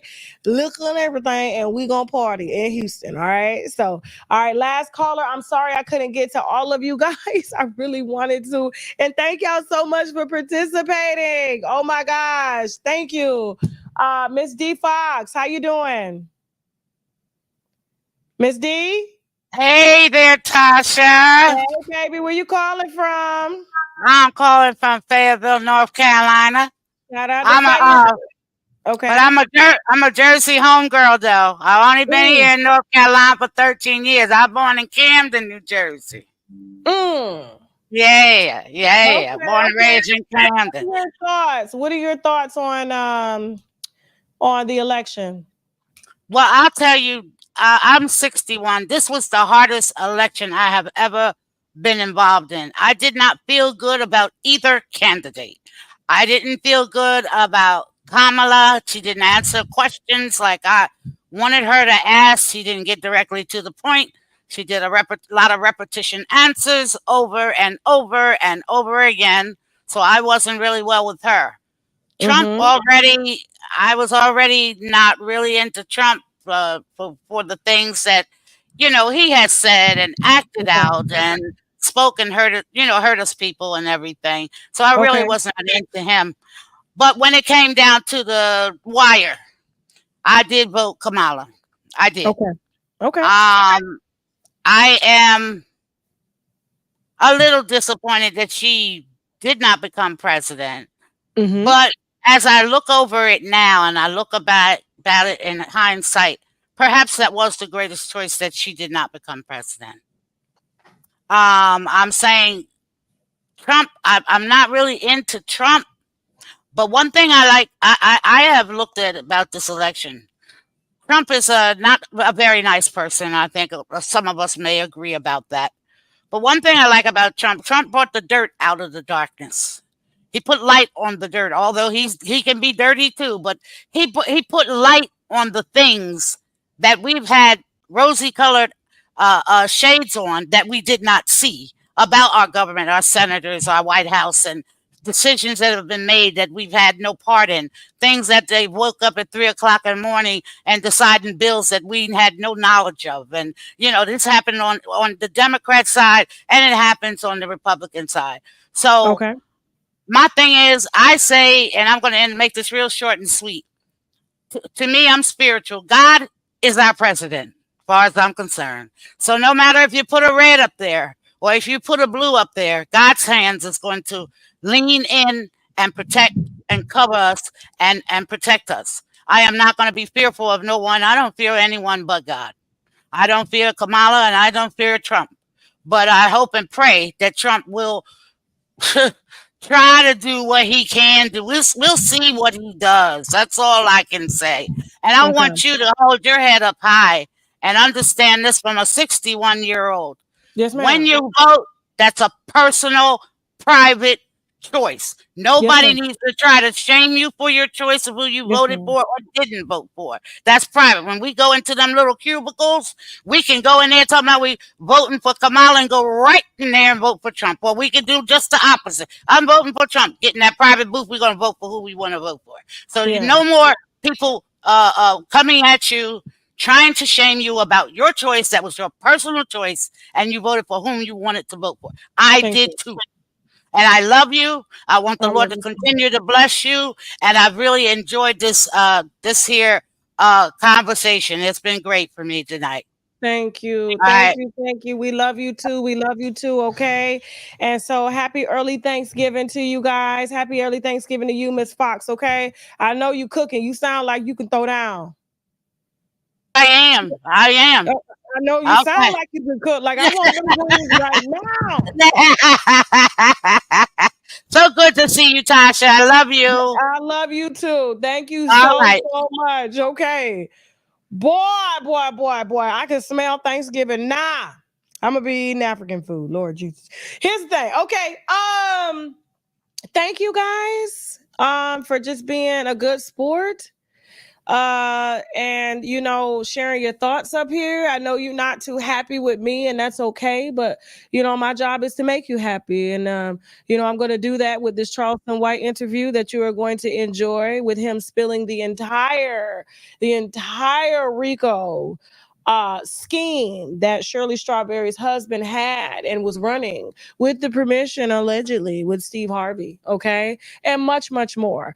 All right. And so he came, and I humbled myself so that I can get that wine for y'all. And I got it. And we're going to premiere it right now. Actually, it's probably released right now on TashaKLive.com. Hey, Tantu, could you go make sure your daddy got that Charleston White interview ready to go right now, 8 p.m. Eastern Standard Time. Also, this Friday, for Free Friday on TashaKLive.com, we will be premiering Angel Love's baby daddy's alleged male lover. You guys told me to go get that. I went to get that. Okay. So that will be premiering this Friday. We will also have some exclusive interviews that were already streamed on TashaKLive.com. Streamed here. I will be out probably the half part of next week. I probably will return next Wednesday. I won't be able to yell. Because I am having surgery on my throat, on my thyroid. Okay. They got a few nodules they got to burn off, and we're going to get that done. It is an awake procedure, outpatient, but I still have to recover, and it does take 6 weeks, but I will be able to return to work and enjoy some wine with y'all. I won't be able to drink. I'll be drinking water because I will be healing. And the thyroid is an emotional gland, and it controls every single thing that's going on in your body, and liquor make it do different things. That's probably why I got nodules right now. Jesus Lord Jesus. Forgive me, it's my last little glass. Okay. So thank you so much. I appreciate y'all have been sending me nothing but prayers, because I do get nervous. A surgery is a surgery. And I love you guys. And so no, I'm not getting no BBL. I ain't got no money for no BBL. I'm in bankruptcy. Okay. So listen, thank you so much. And I appreciate y'all. And thank you for hearing me and understanding me. Even if we agree to disagree, I still love y'all. It's not gonna make me change, how I feel about y'all and what we do towards this platform. And so when I do return next Wednesday, we will return with some wine, some gossip, and some comedy. Okay. But make sure you are set in stone and you got your subscriptions on lock, TashaKLive.com, to watch all of these interviews that are going to be premiering right now. And also, don't forget to get your tickets for our December 31st, 2024 New Year's Eve party in Houston. Okay. Tickets are on sale now. That is our give back to celebrate together as winos, lovers of wine, gossip, and comedy. Thank you so much for everything that you've done for me and my team. I wouldn't even be able to sit here if it wasn't for y'all. Y'all are the ones that, and with God, who gave me this, and y'all the only ones that can take it away. So I'm always going to ensure that I'm listening to y'all and that I'm taking y'all serious and I'm not disrespecting y'all. And y'all will always have a voice to voice your opinion. Even when you're upset with me, I will always treat y'all as if you walk into Chick-fil-A. You can walk up to Chick-fil-A, drive up to Chick-fil-A's drive-through door, say you ain't got no money, they still going to give you the food, okay? But no, we don't cover politics here. And I know next time, in 4 years, y'all ain't finding out who the hell I vote for. It could be Democrat, it could be Republican, it could be independent, or hell, I won't vote. But I ain't sharing that no more. We done. We done. Okay? I love you guys. And now we gotta go. Heading over to TashaKLive.com right now for some Charleston White. Bye. Then get ready for a New Year's Eve experience that will go down in history. I'm live on stage at the Bayou Event Center, December 31st. Doors open at 8 p.m. and the show starts at 9 p.m. Followed by an after party that might shut down the city. And let me take the time to thank our sponsor for this event, Rockstar Wireless. And if you're looking for reliable and affordable wireless service, Rockstar Wireless has plans starting at just $19.99 a month that offers unlimited talk, text, and up to 15 gigabytes of high-speed data. Visit rockstarwireless.com now. Hurry up and get your affairs in order and get ready to bring in New Year's Eve with me, Tasha K, on stage. Tickets are selling real fast, so reserve your seat now via my website, TashaKOnStage.com, and I can't wait to party with y'all in Houston. White in the wine cellar. You can't drink no wine. The judge said no. No, mother. I'm just and gonna they drink. watching everything I And do I'm too. just That's how I got cracking. the animal cruelty charge from somebody online watching me. Sent the video to their police department. When I got the call from Fort Worth Police Department, said, "Hey, man, we got reports that you maced the cat." I said, "Man, y'all know God well I ain't maced no cat. Y'all know I ain't that guy." Ain't that how you got shot? Like you shot yourself in the leg? Yeah, I accidentally shot myself in the leg in a strip club. I'm saying, man, why these niggas just sitting there staring at me? And they got girls over there. So I cock it. And it's a one-shot hair trigger, little 22. I put it in my left pocket. Okay. Boy, I reach in that pocket and my thumb hit the trigger. Pow! That is very courageous of you to say online. That was my insecurity. Most would never admit that shit. Man, I used to, you can't run me because you make more money, but that's what I'm secretly dealing with. So anytime we had a disagreement, that was my way to belittle her, to make her become inferior. Did you get a lot of coming up though? Man, I started having sex 4th, 5th grade. I had a high school in the 3rd grade. I heard the babysitter say that. Boy, babysitter walked in that motherfucking bathroom and saw that grown man, and I seen her eye looking at it. She said, "Who that boy got a grown man?" It was a 911 call saying that you called 911, been shot 3 times. Where they coming from? In Citywide, we got a person shot. Caller says he is Charleston White and has been shot by 3 people. These ain't black people doing this, putting out these arrest video and body cam footage. So I don't know where it's coming from. This is crazy that you were at the center of this whole scam And I had no idea. takedown. And I had no idea. So we talking about Shirley Strawberry's husband, Ernesto. Ernesto, Okay, she was Ernesto's little side piece. Yeah. What's her last name Erica again? King. Erica King. But she scammed for Ernesto. Yeah. Shirley Strawberry's husband, who works under And Steve you can't Harvey. tell me Shirley with the strawberry letter wasn't in on it. Shirley Strawberry is now divorced from him. She finally divorced him. To protect herself, but she was in. Man, you can't tell me they wasn't in on it. They got me for $20,000 of my YouTube check.